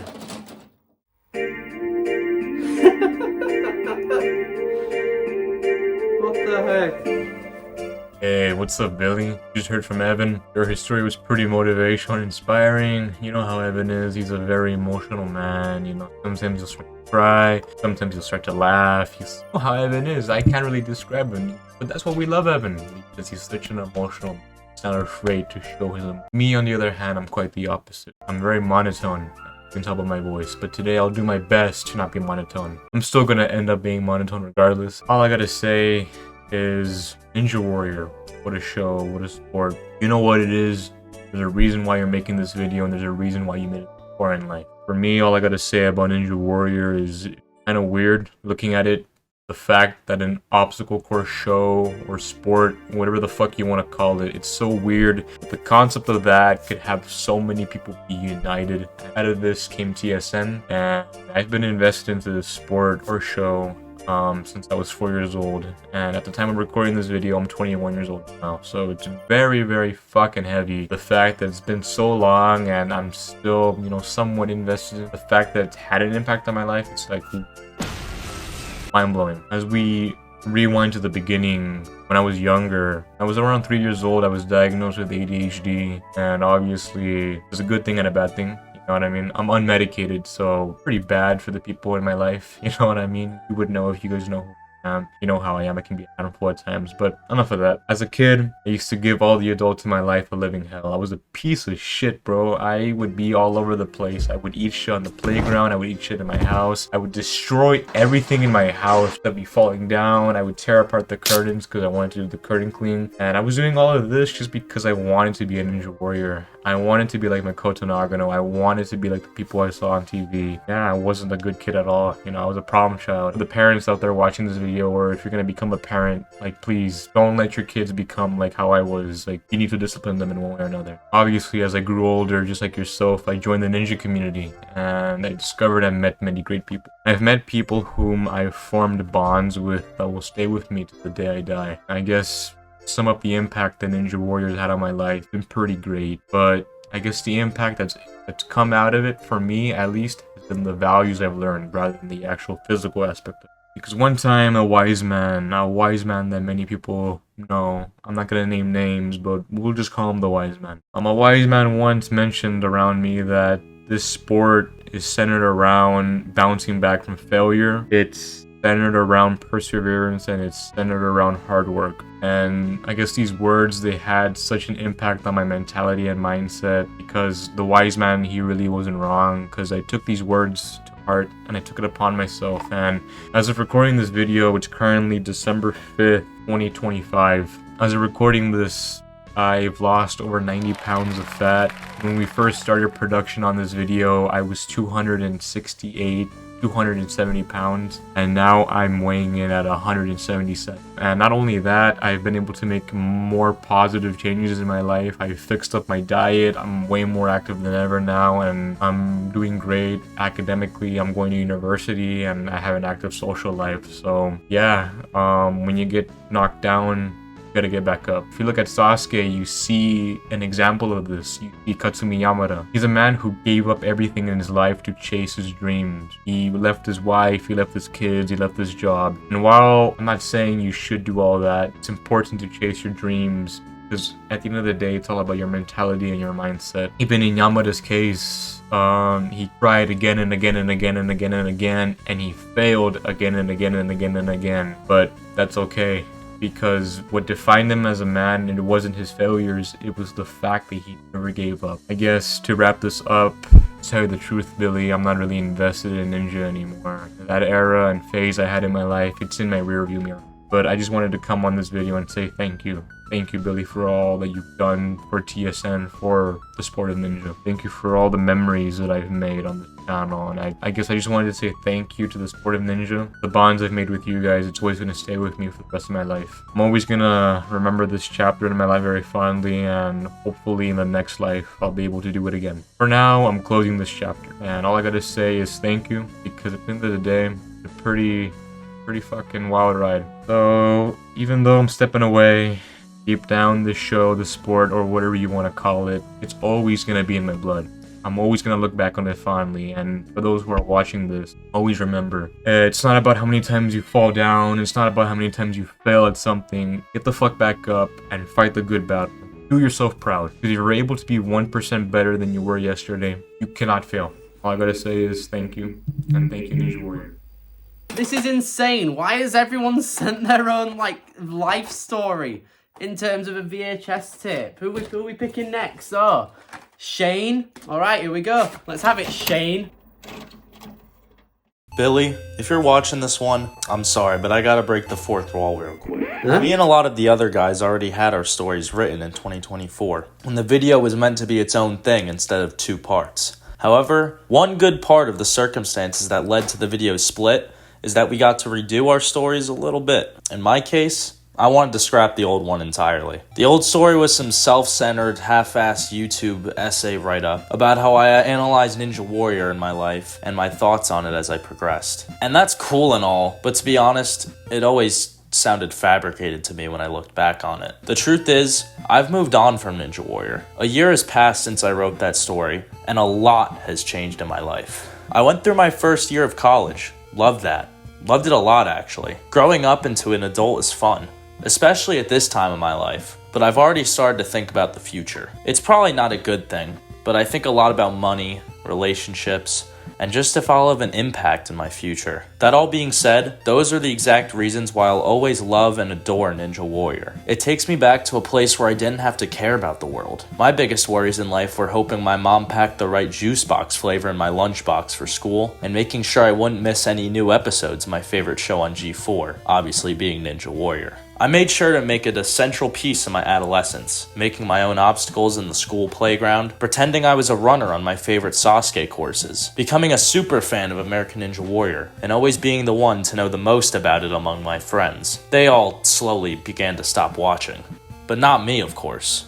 I remained loyal. Once the late 2010s hit, there were some years of turbulence for sure. I didn't love what the shows were becoming, but that's honestly okay. I've come to realize American Ninja Warrior specifically is something I just grew out of, but I'll always cherish the years I held it as my favorite show of all time. As for Sasuke, I also started to grow out of it, but I ended up making so many new friends out of it through the past years. While Ninja Warrior is now just seen as the starting point of how I came to know my closest friends online, I'll always thank it for bringing us all together. On top of that, I got to make some crazy videos that 6-year-old me would have loved to watch. Finally, for me, my time for Ninja Warrior is over. I have much bigger stuff to worry about, and I've just discovered other passions in life. It's not a goodbye for Ninja Warrior though, more like something that'll be stuck in my brain forever. Something that grew me into who I am today, which is all for the better. So for me, it's not farewell to Ninja Warrior, it's more of a see you soon, Ninja Warrior. This is insane. I can't believe everyone did this. The fact that they came through one more time and have done something incredible is beyond me. So who's next? Kane. This is going to be a big one. What happens here?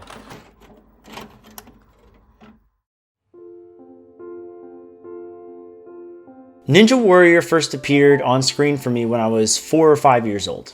It was G4 Sasuke 3, and I personally believe I was drawn into this show for what it truly was faster than others.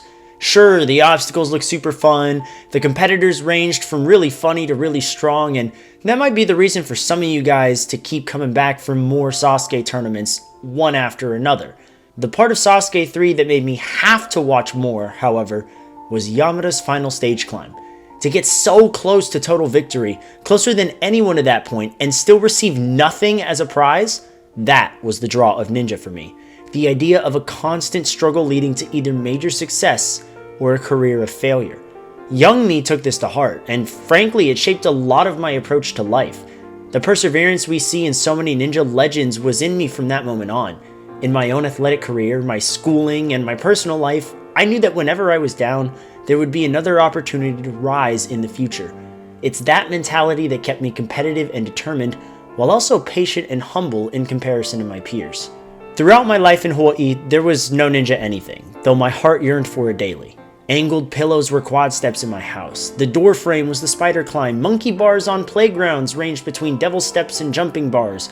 I saw my perseverance and that ninja mindset not just in the Japanese over time, but in athletes across all ninja shows around the world, bringing me back to those shows regardless of their quality, and in turn, I became an international ninja connoisseur. I then joined numerous online communities, starting with the Sasuke Maniac forums, and eventually running my own server, the Ninja Masters, before passing it on to a friend. Through these communities, I grew the courage to start my own YouTube, and I made many close friends I hold to this day, many of which are none other than the TSN crew. Knowing so much about this sport, the shows, and the leagues felt empowering. But because I was so far away from that community as a whole, I wanted more. As soon as I could, I made Ninja my life. I had many passions prior to Ninja, but none that made me feel I would be happy with my career for the rest of my life. In January of 2023, I decided to take matters into my own hands. I moved to North Carolina, took a job with the World Ninja League, competed at the beginner level, and began coaching at a ninja gym. In just a year, I progressed to the intermediate and advanced level of competition, developed my own coaching style, and have a new role in the sport. I now manage all non-American ninja competitions associated with the World Ninja League. I still have a long way to go. I'm not the best competitor by any means, but I'm progressing. I'm still learning about the different cultures and styles of ninja worldwide, and you can bet the kids I coach are constantly testing my limits every day, giving me new opportunities to learn how to handle practices of my own. I have my own personal goals for my ninja career, as well as for the sport of ninja as a whole, and while I've been steadily progressing, external aspects of the sport have not panned out the way I expected. However, I will always carry the ninja mindset with me, and because of that, these setbacks will not faze me. Ninja has not just changed my life now, it is my life. I get paid to do it, and I'm incredibly grateful for it. That mindset has been lost in the mix of the rapidly growing ninja sport recently, and I hope to someday reintroduce it to the world. Nowadays, I don't work for the World Ninja League, but I have a clear vision on how I can use my knowledge and experiences to help the sport survive long after I'm gone. While many of my online friends in Ninja are working on preserving its past by saving tapes and updating wikis to be accurate, I've made it my life's mission to focus on making sure there's a future. You're all gonna want to stay tuned. Oh, and I got on A&W. That was cool too.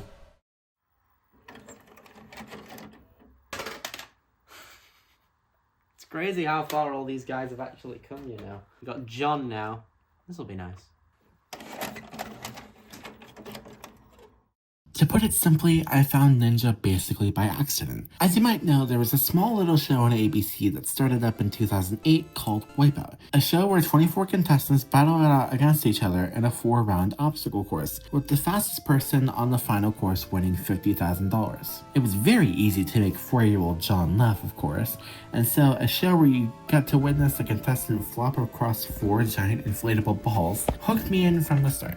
Its rise to popularity is similar to Ninja's, with numerous formats across the world, and even a reboot which, it came and went. Fast forward to late 2012. I missed an episode of the latest season, so I attempted to find it through the on-demand system. I didn't find that episode, but instead, I found American Ninja Warrior. I watched it out of curiosity, seeing Brent Stephenson, God, what a name, seeing him clear the ultimate cliffhanger for the first time on American soil, and like Wipeout, I was hooked from the start. Others in this story have found it from flipping the channel to G4 and finding it, but we didn't get G4 at the time. I believe I was one of the first to find it solely from the spinoff. I may have hyperfixated on the show a bit too much, but what can you do? Fast forward again a year to early 2014. A&W had a special that invited 5 top competitors at the time from Japan, the country that originated the show under the name Sasuke. People like Shingo Yamamoto, Yuji Arishihara, Hitoshi Kano, Ryomatachi, and Kuma Assa. Although they didn't do too well, I was intrigued at who these people were and how significant they were to the sport, and as such, I searched it up on YouTube and stumbled across someone who posted their full run. I didn't know it at the time, but this was the full run of someone who had returned for the first time in years, but was a prominent competitor in his time, Shunsuke Nagasaki. That's right, Shunsuke, you sacrificed your chances of ever being shown in full again, so that the world may be cursed with yet another idiot kid from Ohio. I mean, we practically gave you guys the Paul brothers. We're sorry for that, by the way. Nonetheless, this fully exposed me to the Japanese version, which, yet again, I was hooked from the start. I remember trying quintuple step-like movements and using the space between my bed and the wall as a makeshift body prop. I began to play games that people my age were playing like Roblox and Minecraft and try to get involved with ninja communities on those games. I even tried to replicate stuff that I saw on these shows and eventually make my own. I found communities of people through these shows, first through online forums like SMF, then through Skype chats, and finally through Discord, all to find someone who would hear me babble on about the stupid show and actually listen. Every single person you've heard from in this video is someone I've met through these communities, whether it be years back when I was a dumb little kid trying to cruise through life, or now when I'm a mature adult trying to survive. We've all grown to be very close friends in that time, even starting their own YouTube channel, so others may hear us babble on about this stupid show. And although we may have disagreements, we can all find something in common with one another. Hell, we even found another common thing with one another in football. The round one. That's another surreal thing for me that I distinctively remember watching it and playing as a kid, coming back to it in the past 5 years. And although I don't have the same enthusiasm for A&W or Sasuke as I did 10 years ago, I still hold a deep sense of gratitude for this show. As I typed the script up, yes, you're gonna hear how long this video has been in production. Get ready, boys and girls. As I typed the script up, the Sasuke World Cup will be airing soon, and at 20 years old, God, how time flies. And at 20 years old, this will be my 12th Sasuke tournament that I've watched a day of. And ironically, it's the most excited I've felt for a Sasuke tournament in years. 8-tier tournament, by the way, fight me on that. It feels like I've come full circle, as my love for Sasuke came from an international special, seeing the best of the best duke it out against each other to see which country is better. I can't say I'll love the show forever, or indeed that I'll be watching it forever, which is funny to mention considering I can't seem to stay away. But I can say with certainty that Ninja Warrior has changed my life for the better. Whether I drift away from the show or not, I'll always have the memories that it's helped to provide, and that's what's most important to me. That's another one to the pile. Callum's story. Okay, see what you've got. Finish it with a bang, Callum.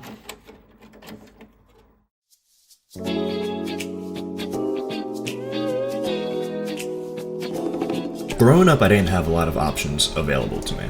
Limited resources, only 1 or 2 athletic clubs and activities that were affordable in my household. I had watched American Ninja Challenge and Sasuke when I was little, but I didn't have the experience or the resources available to try any obstacles. I always had loved the show and collected tapes from the past Japanese version and the American version and different international events in the past. I had believed that one day it could have been something maybe I get to try, but somewhat had no choice but to let it take a slight backseat because I had turned to wrestling, and throughout my childhood, I had to dedicate most of my time to the sport and other activities I had available to me. I knew one day I would want to be able to try it out, I just didn't know when. Now, to the part where I actually get to discovering gyms and new people, and me eventually being able to try my hand at it. I actually met my boys Kane, Billy, Lee, Shane, John, and Evan on Discord around 4-5 years ago, and then I hadn't really been in the loop with everything, and Ninja was somewhat of an afterthought, given I had been able to wrestle at a high level and was competing in the best competitions throughout the US, and had also gotten into a school where I wrestled at the highest, most elite level the US had to offer for college wrestling, which was Division 1, for 4 years. I had my ups and downs, but overall the real reason I was able to get into competing in Ninja was because around 2-3 years ago I really started to become more interested in the aspect of Ninja Leagues and competitions being run while I was still in college. I ended up in the summer of 2024 reaching out to the owner of WNL and worked with them for the summer while I was still in college, and I had met Kane and Evan IRL for the first time. However, around this time, I wasn't certain on actually deciding whether or not I wanted to compete yet. Come the year 2025. I discovered now that I'm in the process of graduating school. I learned that over the course of 4 years, a new ninja gym opened walking distance from my house. I decided that I would come back to work in North Carolina and Worlds this year, and during that time I met Billy IRL for the first time, and met back up with Kane and Evan, and came up with a crazy idea for my first competition to be in an international WNL qualifier for fun. How did I do? A lot of power coming into it, come on! Ah, close, that's gonna be a fail. Well, you can see here in the results. Yikes. However, I decided, oh hey, there's a ninja gym near me.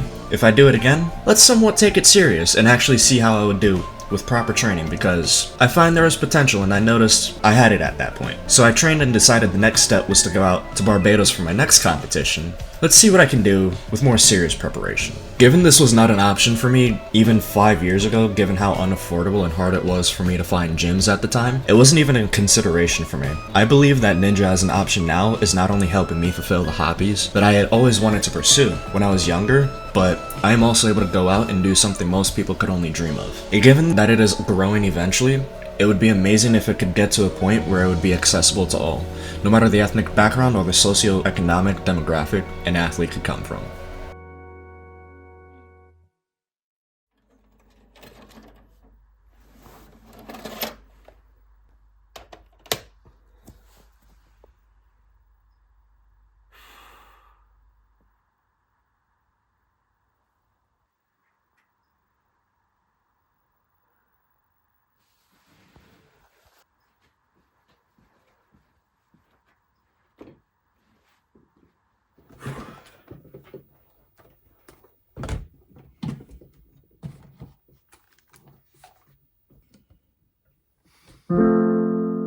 My turn.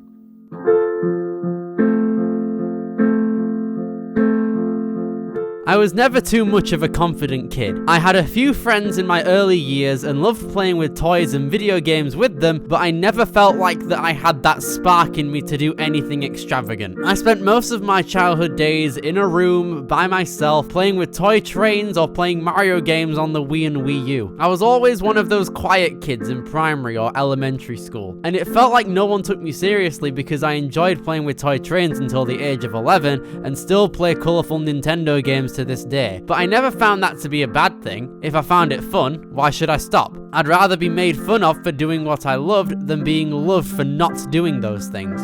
That was the main picture that was painted of me up until the age of 7, where something so small and casual changed my life forever. I was sitting in my living room one evening in the summer of 2015 with my father and my grandfather, and we were flicking through TV channels trying to find something interesting to watch. While surfing through, we landed on a Japanese man stepping from 4 steps onto a platform, and that caught our attention. We ended up watching an episode of Ninja Warrior on Challenge TV, narrated by Jim North. We kept on watching and I was instantly hooked, and I ended up watching the first episode of Sasuke 11 with interest, and carried on watching without my dad and granddad there. Throughout that week, I would come home every day from school and immediately turn on the TV to catch up on the Ninja Warrior episodes from earlier that day, and started to recall a few competitors. I knew of the 2 firefighters with orange trousers, Mr. Ninja Warrior, the triple jumper with a course in his back garden, the gas station guy, Mr. Octopus, and of course, Makoto Nagano, the only guy I remembered the full name of back then. I remember watching the final episode of Sasuke 17 with some leftover birthday cake I had from my 8th birthday, and seeing both Shunsuke Nagasaki and Makoto Nagano on the final stage. Nagano was up and I was on the edge of my seat the whole time. I had seen all 3 of his previous attempts throughout those past few days, and I really wanted to see him beat it. As we all know, he hit the final stage buzzer and achieved total victory. But seeing that happen for the first time was a life-changing moment. This was the first time I was actually happy about something that happened on TV, and it was at this moment that I decided Ninja Warrior was my absolute favourite show. Throughout 2016 to 2019, I kept watching, spider climbing up the doorways, hanging off the top of them to do cliffhangers, running up the walls of my school playground, even buying a rope for my front garden. Always envisioning that I was a ninja warrior at Mount Midoriyama. 2020 came pretty quickly, just as I had started secondary school or high school, and this was when I started to take my love of ninja to the internet in the form of short, low-effort montages through tournaments I found online. Somehow I gained a lot of subscribers from doing this, and through that I became more aware of the online ninja scene and became fans of many channels, one of which were the Sasuke Nerds. I remember tape trading with a Sasuke YouTuber called Hot Spice, and he told me about this Discord server the Sasuke Nerds owned, and wanting more tapes, I joined. This was around the Sasuke 38 season, which was a period of time where all that mattered to me was having fun. Watching every Sasuke up until that 29th of December, making new friends within that server, talking to YouTubers I was just a fan of only a few months ago. It was all coming together for 13-year-old Billy. Sasuke 38 aired, and while looking back I was overreacting a lot on the events with an awful microphone, I really did not care. I was finally watching Sasuke with other fans, which is all I wanted for the 5 or 6 years I was a fan of it. Fast forward to 2022 and things are mostly the same. I'm still chatting to the people from the Discord servers, learning more about Sasuke and Ninja as a whole, when I received an Instagram DM from Kane not Kasugi one autumn morning, with an attachment to the British Ninja Championships, which immediately caught my attention. After delving into it a bit more, I decided to sign up for it and trained relentlessly for those next couple of weeks, so I would at least get somewhat far into the courses. The day came and I was starstruck. Massive obstacles, crazy tricks all over the place, my UK ninja idols right there in front of me. What more could I ask for?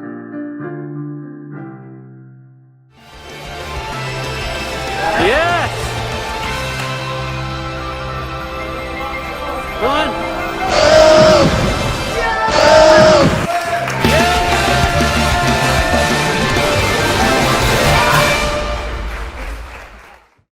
To think that 8 years ago at this point, I was just a small kid with pipe dreams of maybe getting a chance to run a Ninja Warrior obstacle course, and here I was clearing one.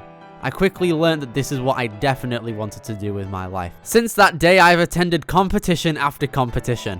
wanting to get better for my own well-being and self-esteem and the achievements that go with it, and that work has only resulted in positives, besides a couple of injuries and passing out a couple times. From taking part in my first WNL qualifier and getting first place the next season I competed, getting buzzers in Premier Series courses, flying out to France with the UK Ninjas for my first ever international competition, to becoming a commentator for the World Ninja League. I was now imitating not only the athletes on the show, but the bloody announcers, which, as a guy who loves work relating to show business, is brilliant. This was made clear when I was chosen to be the MC for the British Obstacle Course Racing Championships in 2024, which was an insane amount of fun. And not only that, but the year before that, I ended up getting a full-on award for the Best Youth Ninja Influencer of 2023, which is just plain madness, mate. Everything online based on the ninja scene for me was also popping off around this time. I discovered more about the international side of ninja around the middle of 2023,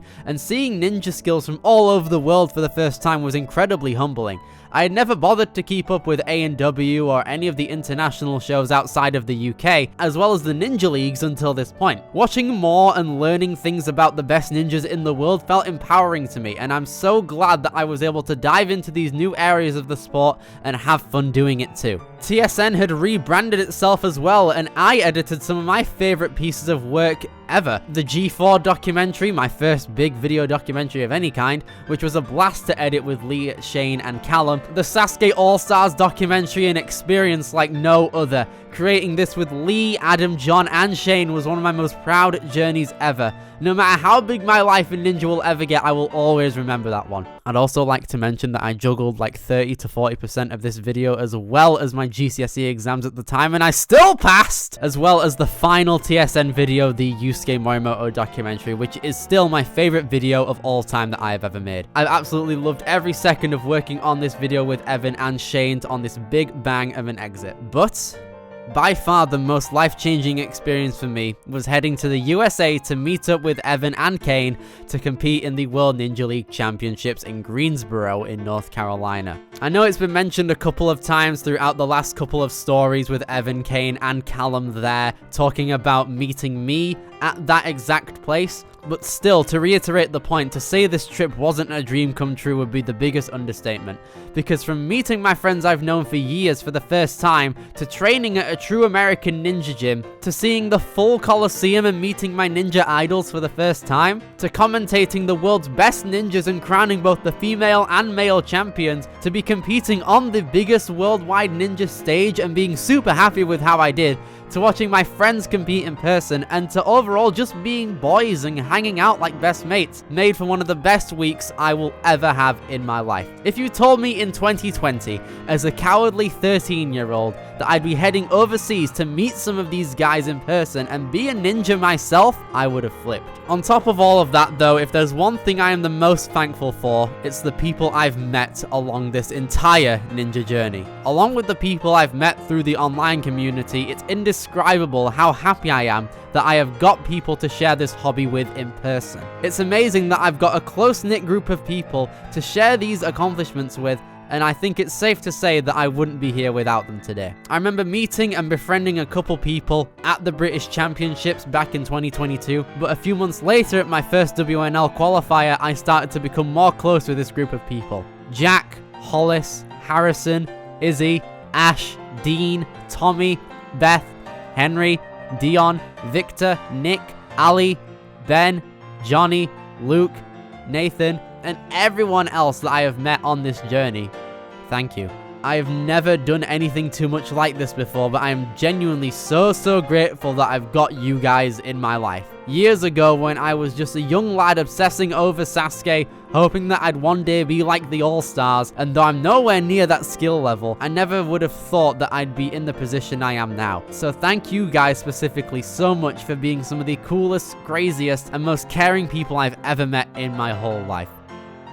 As some of the others may have said before this, it's not like ninja is my entire life either, and that nothing else matters. I've still got my other interests and hobbies, and I've got many friendships outside of the sport, as well as my relationship with my girlfriend, Isabel. I've gotten more into game collecting as well, and I'm also branching out as a musician, trying to perform in as many places as possible with and without the aid of school. But behind all of that, it's ninja that has made me a better person, and there's no doubt about that at all. This crazy franchise has transformed me from a shy and introverted little kid to an athletic, creative adult with still a lot to prove, and I'm glad I've been able to document this entire journey with you lot. It turns out that all I needed in life all the way back then was a bit of clarity, a reality check to see if I was able to live up to my own expectations in that one competition. And since that moment, I've taken an optimistic approach to everything in life. Socially, I'm better around people.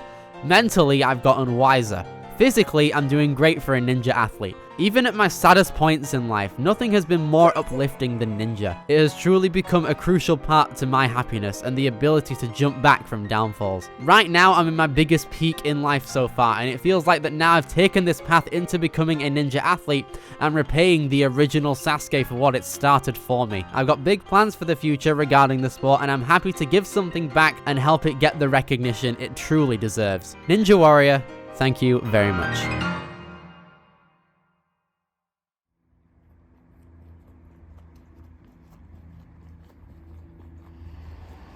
It's important to sometimes take a moment to think, how did I get here? In any life factor, whether you'll be out with your friends, playing a video game you like, or just alone in the woods, just take a moment to consider how you have gotten here. All of the moments in your life led up to this moment right here, so appreciate it. Many of you guys watching are probably huge fans of Ninja. Take a moment to think about how you first started getting into it. Whether it be watching Ninja Warrior on G4 as a child, stumbling across American Ninja Warrior one night, going to a ninja gym for that friend's birthday party, or coming across viral ninja videos on social media.